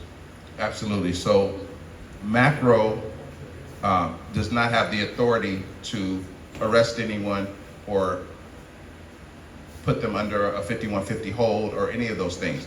They can only offer services, but they have collaboration and partnerships with a bunch of different entities within Oakland and within our county that can help a person who's having a mental crisis. If a person is having a mental crisis and they're violent, unfortunately, we're going to have to get the police involved, because the police is the only one who could put them under a 5150 hold and get them, hopefully, the treatment they need. Our goal from macro is to do a nonviolent intervention where we can take them to services that are not 911 services and get them ongoing treatment, so that we can, one, help them through their mental crisis, and for two, help them to get the services that they need ongoing. So it's not just a one-time intervention. Okay, thank you. I want to add to that really quick. You know, this is a really serious issue that we have to talk about, because right now, you know, through the Reagan administration from way back when, like, all of our mental health institutions have been basically non-existent, right? And so at that time, a lot of people who were mentally ill were just being sent to the county jail, and we know what happened. Now our county jail is under the consent decree, right? In regards to, like, there's too many people dying there. So with that being said, without the support of the federal government, specifically the federal government and the state government, to actually implement, like, mental health institutions and drug rehab center, it's gonna feel like whack-a-mole, right? To whoever wrote that, it's like they're in John George for 2 to 3 days and then they're out, and it's like whack-a-mole, and it's not a dignified way of living. And so another thing that the governor has done around Prop 1 is to really put money towards the care courts, right? And I know that, you know, people feel different about care court. Care court is basically conservatorship. So of course you go and you try to find their family to see if the family will take them in and care for them. And if that doesn't work, then a judge will ultimately have, you know, the say of, like, what are we going to do with this person, right? And so again, that's great, but then we still don't have the facilities to actually take them to. So I don't know what that judgment would even look like, right? And so let's just be clear, a lot of people who are out on the streets, they cannot actually sustain themselves even if we were to offer them an apartment. There's no way of paying for the housing, and then not just that, but they may not be able to live alone, and they probably shouldn't. Like, they're going to need a permanent supportive housing.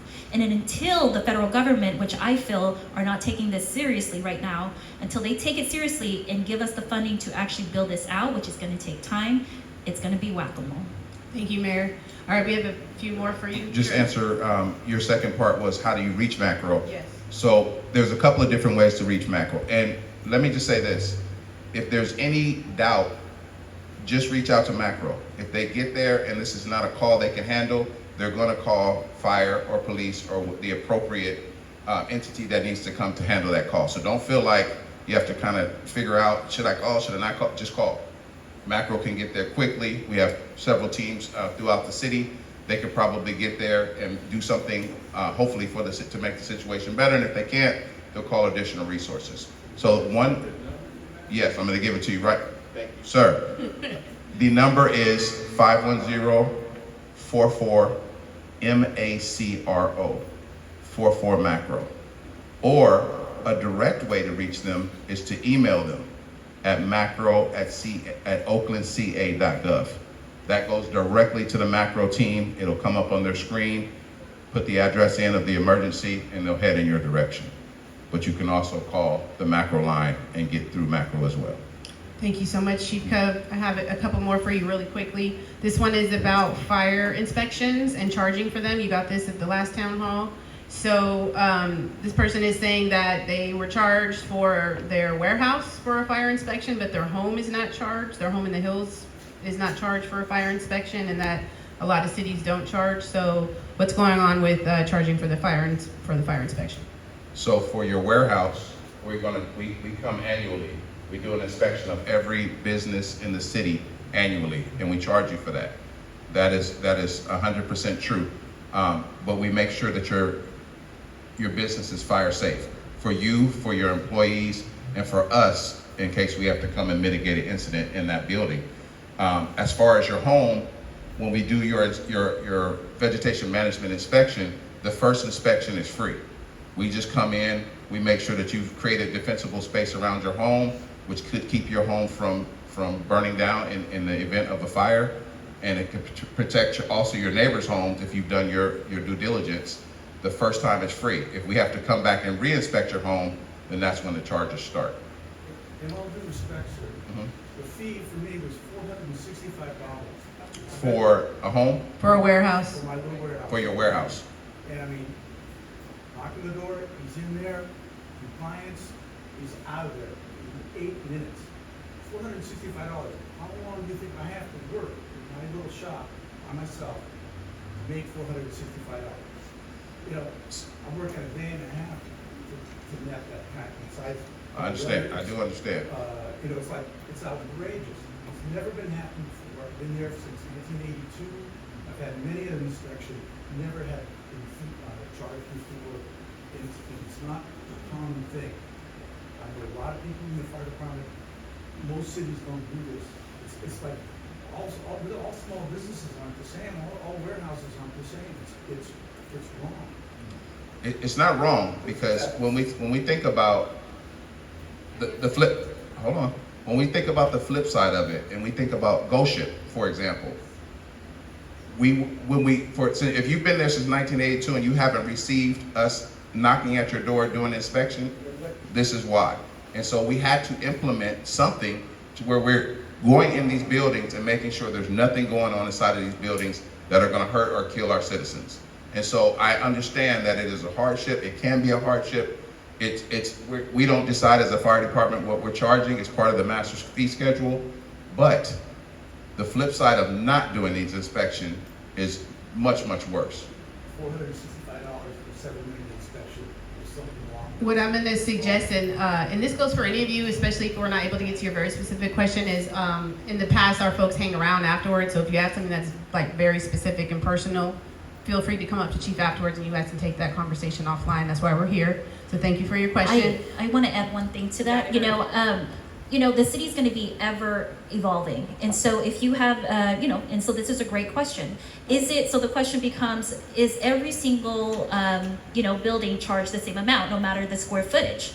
And so I would recommend that you talk to your council member about it, because they are the legislators. They are the ones that can change the master fee schedule, right? And so they have authority and power of that. Unfortunately, none of us up here have the power and authority to do that. Thank you, Mayor. Okay, I'm going to keep us going.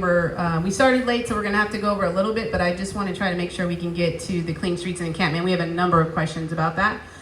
So Chief, really quickly, there's been, this specific center has suffered from arson. And so the question is, how can we address or prevent arsons? And I think that is for the fire department, but also for the community. And so I'll start with that one real quick. Okay, very briefly, I think that's a great opportunity for macro. When you see people around the building, or you see transient people around your building that should not be there, call macro. Let macro come out, talk to the people, see if we can get them services, see if we can get them shelter, and that takes them out of the mix when oftentimes those might be the people who end up setting a fire. And sometimes it's setting a fire, and sometimes it's trying to keep warm and the fire got out of control. But if we can get macro out here early and get the people to a shelter or somewhere safe for the night, that might keep them from starting a fire. Thanks, Chief. And there was another suggestion for you around the fire station on the blade, right out here, which is, and I really like this, we should probably talk offline, and I'll commit to that, which is how can the fire station that's right here be leveraged, that facility, to help address human trafficking? Like, is there a way? So I don't know if you have an idea about that off the top of your head, but I definitely would love to talk. And I know we've had a little bit of conversation about partnering. That's something that we're exploring. That's the oldest firehouse. The Station 4 up the street is the oldest firehouse in the city. It's over 100 years old.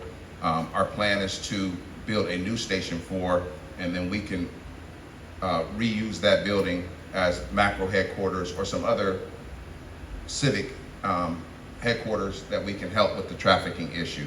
It is phased. We do need to build a new firehouse around the corner, get them in there, and then we can reuse that building for something that the community can use.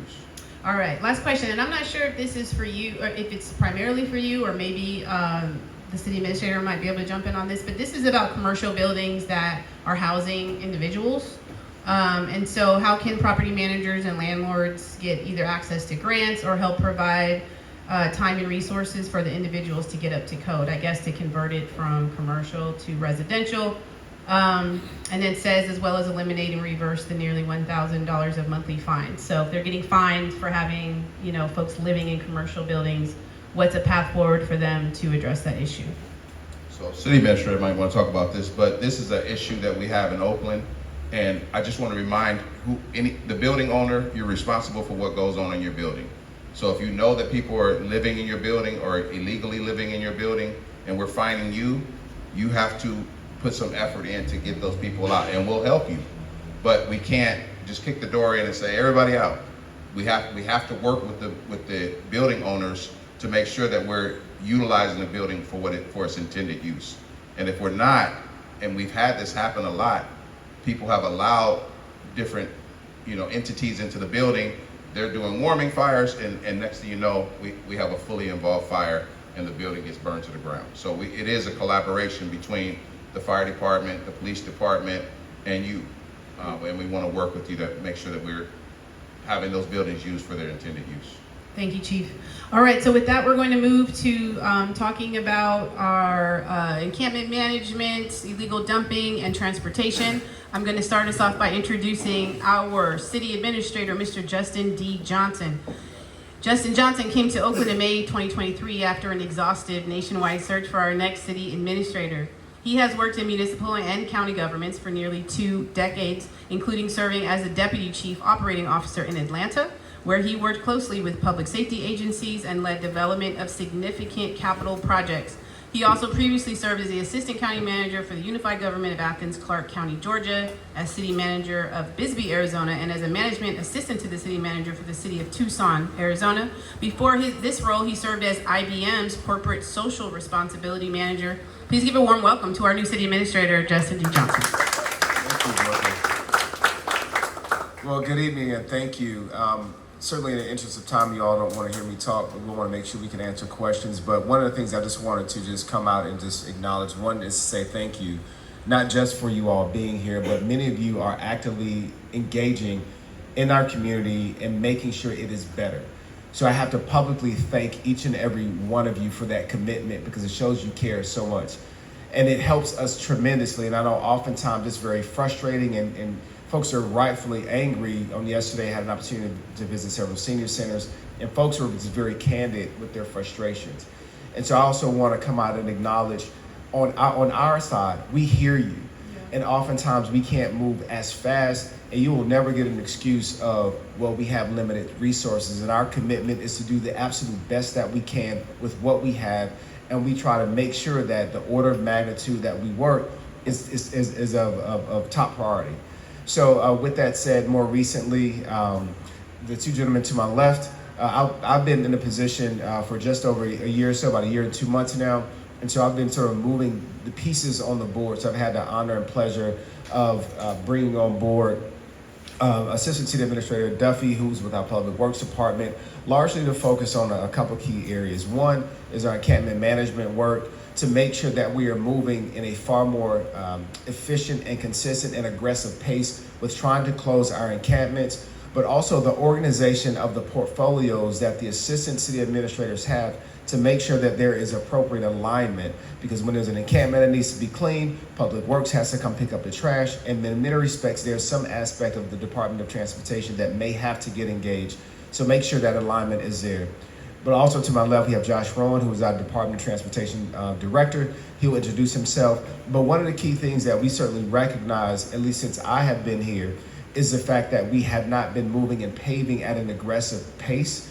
And it's not just about the paving. There's so much more that happens in the public right-of-way that it was imperative on me to make sure we get the right people in place and try to coalesce and rally around the needs of our community. So that has been largely a lot of focus that I have, but also just the recognition and working in partnership and collaboration with our other key leaders here. I've had the pleasure of being a part of the hiring process and making recommendations to the mayor and bringing these key leaders on board. So that's certainly been an honor and pleasure. So I will stop there and let both ACA Duffrey and Director Rowan introduce themselves, because I want to make sure to preserve more time for questions that we can try to get answered.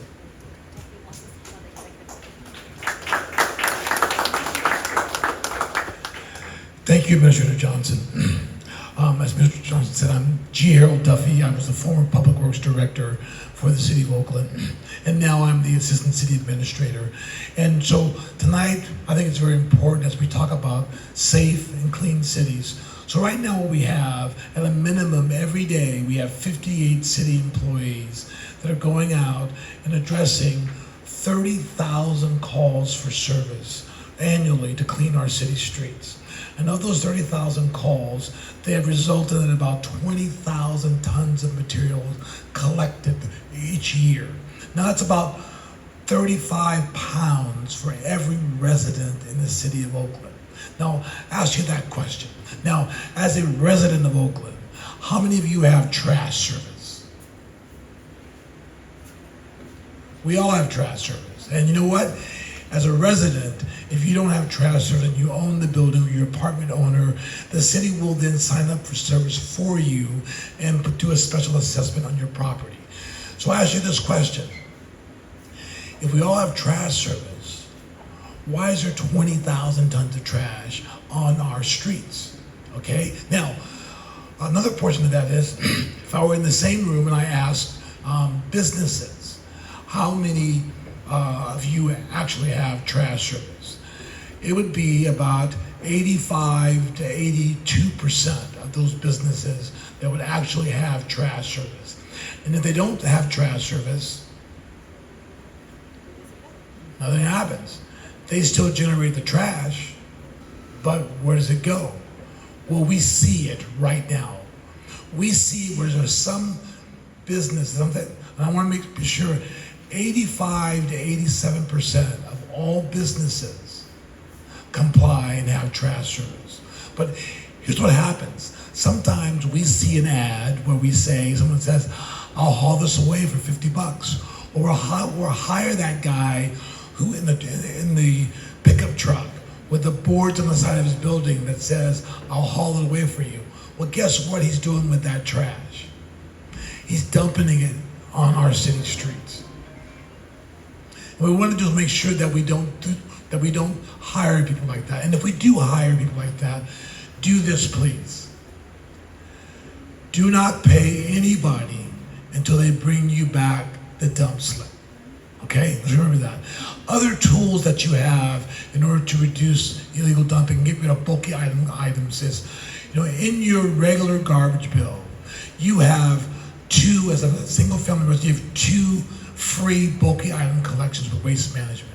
And then you can also annually drive out to the Davis Street dump, show your ID, and get for free, dump the material. So those are the things you can do. But also, another way to partner is, if you see something in your community that you want to remove or take care of a certain area, we have a city Adopt a Spot program. In the Adopt a Spot program, we have over 1,200 people right now who volunteer for Adopt a Spots throughout the year. And so you can do that. I believe Adopt a Spot is actually here with us tonight in the back. And so we have many residents who want to do an annual place where they adopt a spot. What you get is tools and a trash can you can put out with your regular trash for no charge, but it's helping us keep the community clean. One of the other things that's always an issue too is there seems to be some confusion about illegal dumping and a homeless encampment.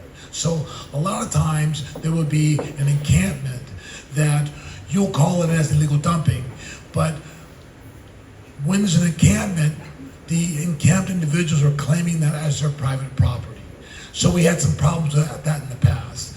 But one of the things you're going to be seeing relatively soon is that with the mayor's executive order, we've been given the authority to really tell all of our departments to address the issues immediately and not wait for our encampment management program. And what the mayor's executive order does, it focuses in on critical infrastructure. That's illegal dumping or encampments that are near bridges and roads and 50 feet next to a home, 50 feet next to a business, anywhere where people are tying into electricity on our power poles, interrupting our traffic lights, close to our waterways, illegally dumping gray water into our storm drains. You will see a very aggressive focus on our part. But what you also, I want to also note, what we always do. This is very important because people don't understand and they misrepresent this. Whenever the City of Oakland shuts down an encampment, we always lead first with outreach. That means we send a clinician into the area and we provide housing options for the individuals. We try to pair them with services. For example, if you are a veteran, if you have medical issues, or if you qualify for things, we make sure that you get those qualifications when we send out the technicians. And here's something I learned that's very, very important. The California welfare system, which is implemented by Alameda County, those services are not optional. Those, if you qualify, those are your rights to the service. Now here's the big rub. If we leave people in the tent and we never make the outreach to move them forward, they stay in the tent day by day by day. And they're only surviving, they're not living. If we do outreach and we close the encampment, offer them services, temporary housing. Part of temporary housing becomes they end up getting wraparound services, they're paired with services. They do a housing plan and they have a pathway to affordable housing. And a part of the overall city's plan is the city has already committed $200 million to affordable housing. So let's have a complete service where we can take from the street, temporary shelter, wraparound services to affordable housing. So I've covered all these things very quickly. I do have other portfolios, as the administrator said. I'm responsible for the vertical and horizontal infrastructure of the city. So every new library, new community center, new roads, we're all in one category, one organization, along with the Homeless Administration, to try to be as efficient as possible to deliver services to the City of Oakland. Thank you.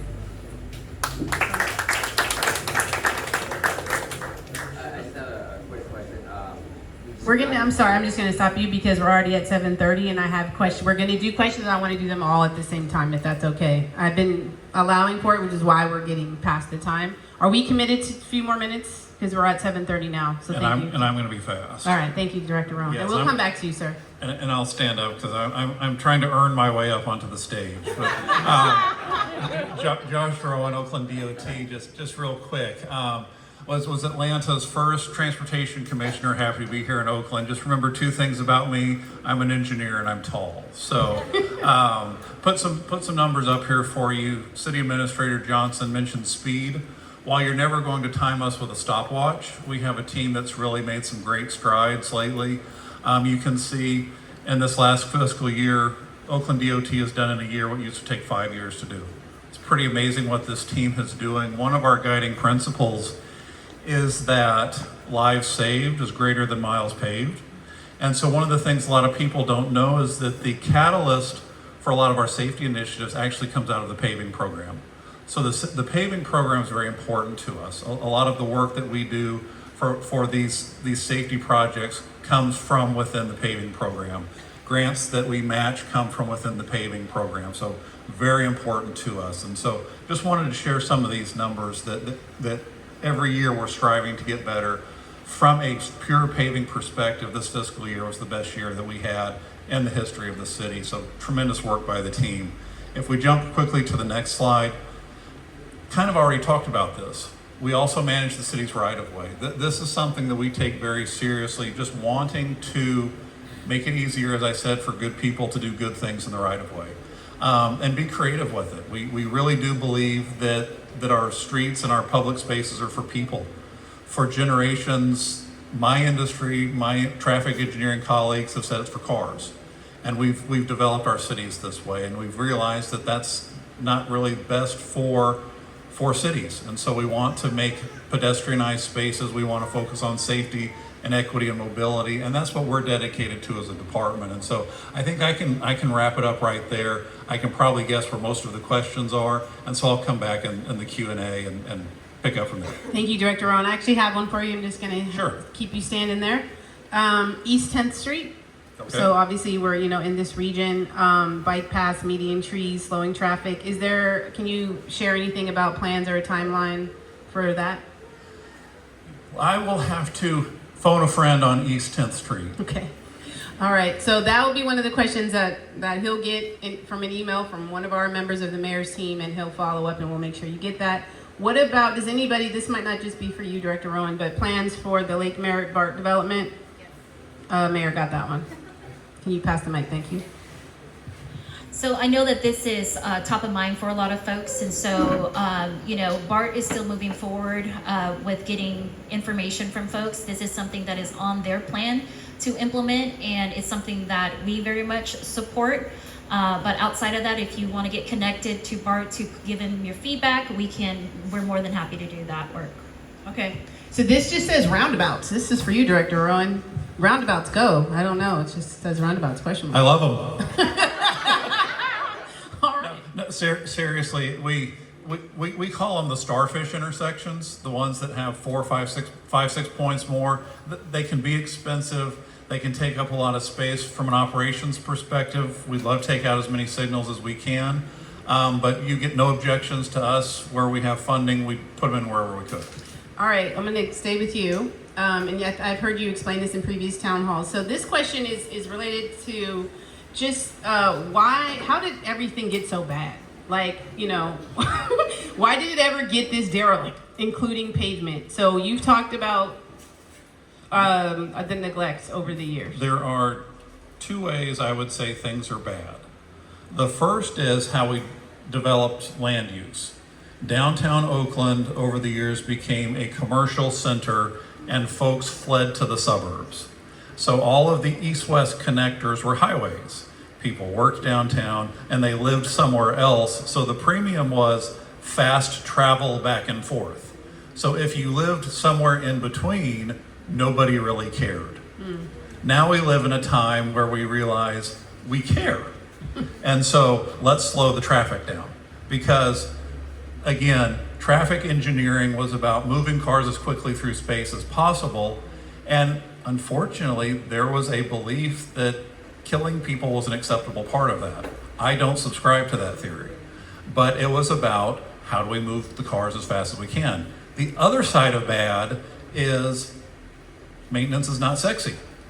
So for years, and this is not Oakland, this is every major American city. Why should we maintain the infrastructure? Nobody sees it. It's not that glamorous. It can't be that bad. And so I, in Atlanta, used to say, at least we're not Oakland. Seriously. Seriously. So for 40, 50 years, no maintenance went into Oakland streets. You had a pavement condition index on a scale of 0 to 100, you were about 42. We're in the mid-50s right now. We've paved about 30% of the streets. We got 20 more years to go. Guess what? We start all over again in 20 years once we get everything paved. So that's how it gets bad. Yeah, thank you so much. And I think Mr. Duffy answered this related to garbage, because I was like, how did all this garbage accumulate? And I think you kind of took us through the businesses who don't have garbage service, or the trucks that say they'll haul for $50 and that ends up on the street. So I think we've kind of covered that one. It was the same person who asked both of those questions. How did it get like this. Okay. But let me just, go ahead, one, sure. one thing that I see this community that does very well is that you all take ownership of your community. And so you not only hold the city accountable, but you also hold each other accountable. And that's a piece in my mind that is missing across this city. And you all, that's why I say thank you, because you all do it very well. As I sit here and look at the ambassadors and the work that's been done, that is a significant acknowledgement, because at the end of the day, when we have people who can care less about the impact by throwing a cup, a bag of garbage, or construction debris in our streets, that's an issue. But the accountability that we hold each other to is important. And that's also part of the reason why I've directed Assistant City, at the time he was in Public Works, to re-engage with Keep America Beautiful. And so that's also like these external resources that you pull into your organization to help build that bridge, because at the end of the day, to your point, why has it gotten this bad? I can't answer it. I mean, many of us, we're stepping into this trying to clean it up. Yeah. And so we will stay committed to clean it up. We'll take all the hits, we'll take all the criticism, but we're gonna stay in it to try to make sure that we do everything we have and do it the best of our abilities with the resources that we have. So I just wanted to use this as an opportunity to do a shameless plug for you all. Again, it's the accountability within community that's so critical and important, and it's extraordinarily helpful. It is a lot to ask, I get it, but it is extremely helpful. So. Thank you, Administrator Johnson. So we're going to do a couple more that are specific to this area around encampments. So both of these are asking about specific encampments that I'll get to, but the question is also, even if they're cleared, what are we doing to make sure that there's not a re-encampment? So when we talk about, so the two encampments, East 12th, right? So folks want to know, when's East 12th on the list, what's happening with East 12th, and then also 6th Avenue. Yes, 6th Avenue. So East 12th, it's exploded. When I was on the city council, you know, there was a trying of actually taking down the encampment. It was, but then it was re-encamped, and now it's with vengeance. And so we are working out a plan because it's so large and it is dangerous. We don't know what's actually behind the walls there. So it's dangerous for our officers, dangerous for our workers. And so I'm tapping into the governor's office. We've been asking him to help us a lot here in the city of Oakland because of our limited resources. So we're hopeful that the governor's office will come and help us actually take down this encampment so that we're not taking all of our officers offline, all of our city workers offline to focus on East 12th Street. But the plan is, and Harold told me to this, is that the plan is that we're hopeful that we can take down that encampment before the end of this year, but it just depends on like all the different, you know, if the governor can come in and help us. If he can't, then we see this as a 1 month long project. And so, but no matter what, it has to come down. It is dangerous. A lot of the crimes are stemming from here, from that space. But I want to be very clear. When I issued the executive order, we are not doing what other cities like San Francisco and Berkeley is doing, where they're just sweeping and giving no notice and giving no shelter. We always, like Harold said, we always go out, offer shelter, offer resources. Operation Dignity has our calendar of when we're going out to do cleanups at which encampment. They take 2 weeks to go out there and come back and talk to people to try to convince them to go into shelter. However, if you do not choose to go to shelter and you're part of and you're abutting against the critical infrastructure, one thing that you forgot to mention is I care a lot about working families. That is why I am here today.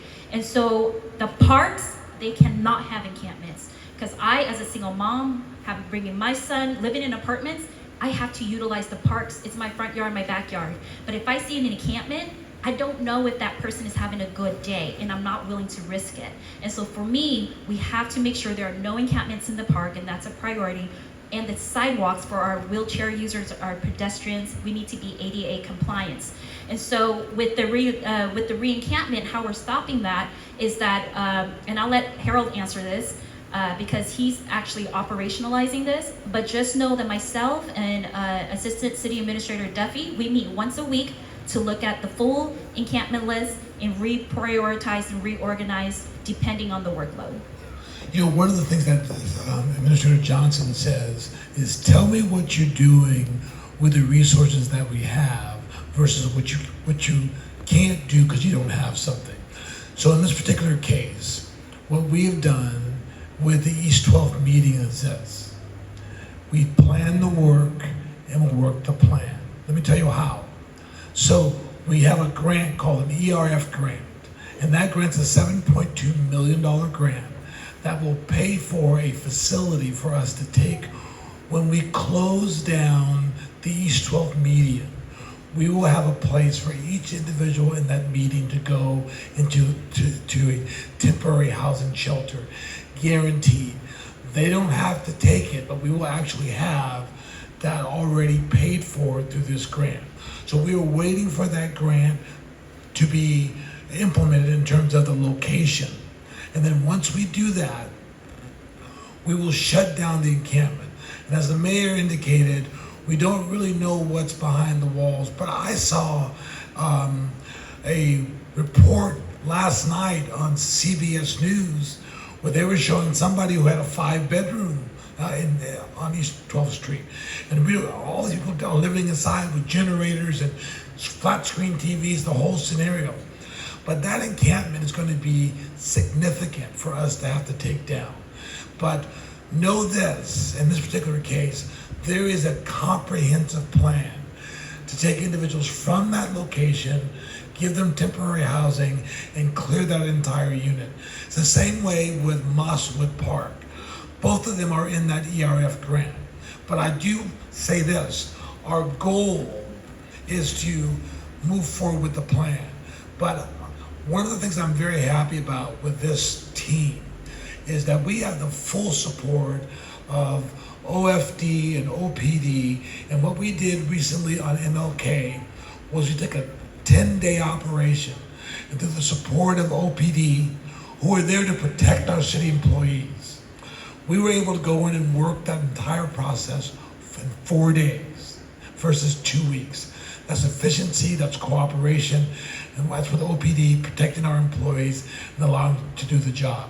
So I'm very confident that when we get to the point where we're ready to close down Mosswood Park and East 12th Street, with the cooperation of OFD and OPD, we'll be able to do that in the most efficient way possible. Thank you, Director. I just 6th Avenue, I Okay. just want to make sure that got addressed. Is that a 6th Street right Right here? over here. Right here. So this is actually, so that is actually scheduled for October 1st. That is a 1-day project, and that is October 1st. There will be no more RVs allowed, no encamping allowed. I just actually talked to Andrew Park from Tribe to say, hey, can you guys be the stewards of this area so that there's not a re-encampment again? And so we'll work together with, this community center and with the leaders of this community center to see how we can partner together.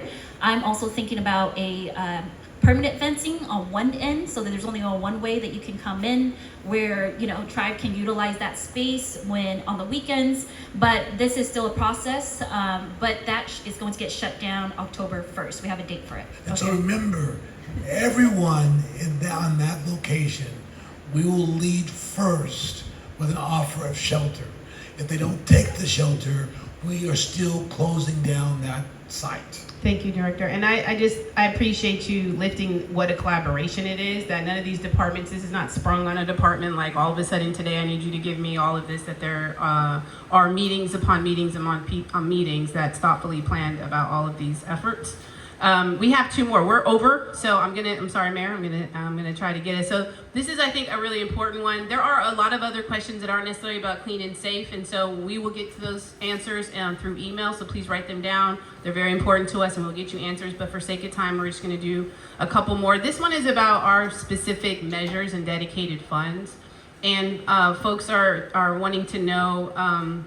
Can you just address how these dedicated funds and measures are being used to instill more confidence in voters so that the next time around the city comes and tries to put a measure on the ballot to support parks, libraries, etc., that they're aware of how their funds are being used? So how are we approaching Yes. using the dedicated funds? So the dedicated funds, you have to legally use it for whatever it is the ballot measure calls for it. For example, our Measure Z dollars, right? Measure Z is up for renewal. That's Measure NN. And correct me if I'm wrong, Chiefs, if it's about 40% goes to DVP, and then the rest goes to OPD, right? And 2 million for fire, right? And so please vote yes on NN. But then, so that money sticks with them. Like, we can't take DVP money. We can't give DVP 35% and then not the 40% of the amount that comes in. Like that will be, we would not be allowed to recollect that tax come the next year. Now you're gonna say, well, who's gonna audit this? Are we supposed to just trust the city? This is why we have an independent auditor. The auditor is actually tasked to actually do an audit on all of these ballot measures for an annual report out to the public. And so annually, if you go on the city auditor's website, you'll see all the reports of all the ballot measures, and it'll tell you, is this money being utilized in a way that it was promised? And if the answer is no, then we are not allowed to actually go and collect that fund, even if it's not up for a vote. It is that we're in violation of the way that we use the funds, and so therefore we can't actually collect it. Thank you, Mayor. Okay, last question before we do some closing remarks and calls to action. So this question is about affordable housing versus building units that can be bought versus that can be rented. And so this person is asking, why are we focusing on affordable housing units that are only available to rent and not those that can be purchased, which would give Oakland more revenue? So just our housing inventory, rental versus purchase. Yeah, so right now we have a housing crisis, an affordable housing crisis. And so not just that, but with the interest rates up so high at the federal level, that it doesn't actually pencil out for people to build out, the single family homes or market rate housing or what have you. The developers all have shifted into deeply affordable and affordable housing because of the tax credits. Here in the City of Oakland, I want to thank the voters for voting for Measure U, because now when we go out to actually, get these tax credits from the states, many other cities, especially in the Bay Area, they were banking on BAFA to have a regional housing bond, but that's dead in the water. So Oakland is actually I think the only city in Alameda County to actually have our own affordable housing bond measure money. So we're going to be looking really attractive when we apply for these tax credits, when developers apply for the tax credits. So we're focused on building the affordable housing piece because that's what developers can afford, and not just that, but that's part of my values. In regards to home buyership, that is I care very much about the home buyership because I'm a renter, never been able to buy a house. And this is how you actually pass down, generational wealth. And so with that being said, the City of Oakland used to have a first-time home buyer program that was invested in by the city for Oaklanders. People who lived in Oakland can go and take 2 courses at the city for I think they're an hour each. And if you finish those 2 courses, then we help you with buying your first home, right? So really trying to get people into, being a homeowner is going to be key. And unfortunately, for the past, I think 3 or 4 years, it has not been funded. And so as we talk about funding for everything, not just this part, but for everything, I need you all to be very engaged. This is a hard budget season. That means there will be cuts here and there, or or really trying to figure out where we spend our dollars. So what that means is you all should be engaging with your council members starting now.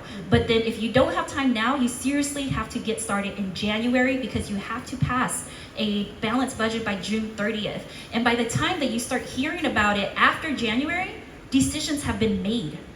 And that's the truth. I've worked as city staff for a council member, and then understanding that, and then it became a council member, understanding that, now I'm mayor, and I'm telling you that those conversations do not wait. Start now so that you can have your council members' ear, so that you can tell them, this is what we care about, this is what we want you to spend our minimal resources on. Thank you, Mayor. Also, too, I want you to know, too, that the city administrator has taken what the mayor said to heart in terms of getting new tax base and new revenues. One of the things that he's doing, take it over if you want to, sir, is that he's making sure that our planning department is becoming more friendly to private businesses. For example, there's a project called the Oak Knoll Project that has 990 single-family units, over $1 billion in construction. And Mr. Johns has made some moves within our planning and building department to ensure that the developers are welcome to develop. Also downtown, you've seen some skyscrapers go up. Normally what happens with those skyscrapers is first they become rental and then they become owner-occupied properties later on. That's a full market rate. So, but what needs to happen first is that builders and developers need to be confident that when they come into the city that we can deliver our promises. And that's the infrastructure that the city administrator is making sure that we put into place so we can say we're open and we're welcome for businesses. All right, excellent. Thank you, Harold Duffy. What I would like to do right now is just thank you all for being here as part of the solution, as people who care about Oakland. We want to thank our hosts tonight, Tribe and the Clinton Square Community Center. And we have, can we give it up for Tribe and Clinton, Andrew, Chen. We also have just a few kind of calls to action. One is we talked about the Adopt a Spot. So what that means is that the city will come up, do an initial deep clean, kind of do everything to beautify the area, and then you sign up to keep it that way in partnership with the city. So they'll loan you tools and materials in order to accomplish that mission. So that's outside to sign up for Adopt a Spot. As well as please sign up for AC alerts on your phone, so that if there are emergencies, that you get text messages to give you the important information that you need. And finally, we want to make sure that we have your email address. So if you have not given us that, if you didn't register, please make sure you do before you leave, so that when we follow up with all the answers to these questions, we're also sending out questions from other town halls. You can see how many questions we got through. We've gotten through at least 25 each town hall. I'm very proud of that. Thank you for engaging with us, and everybody have a safe and wonderful evening.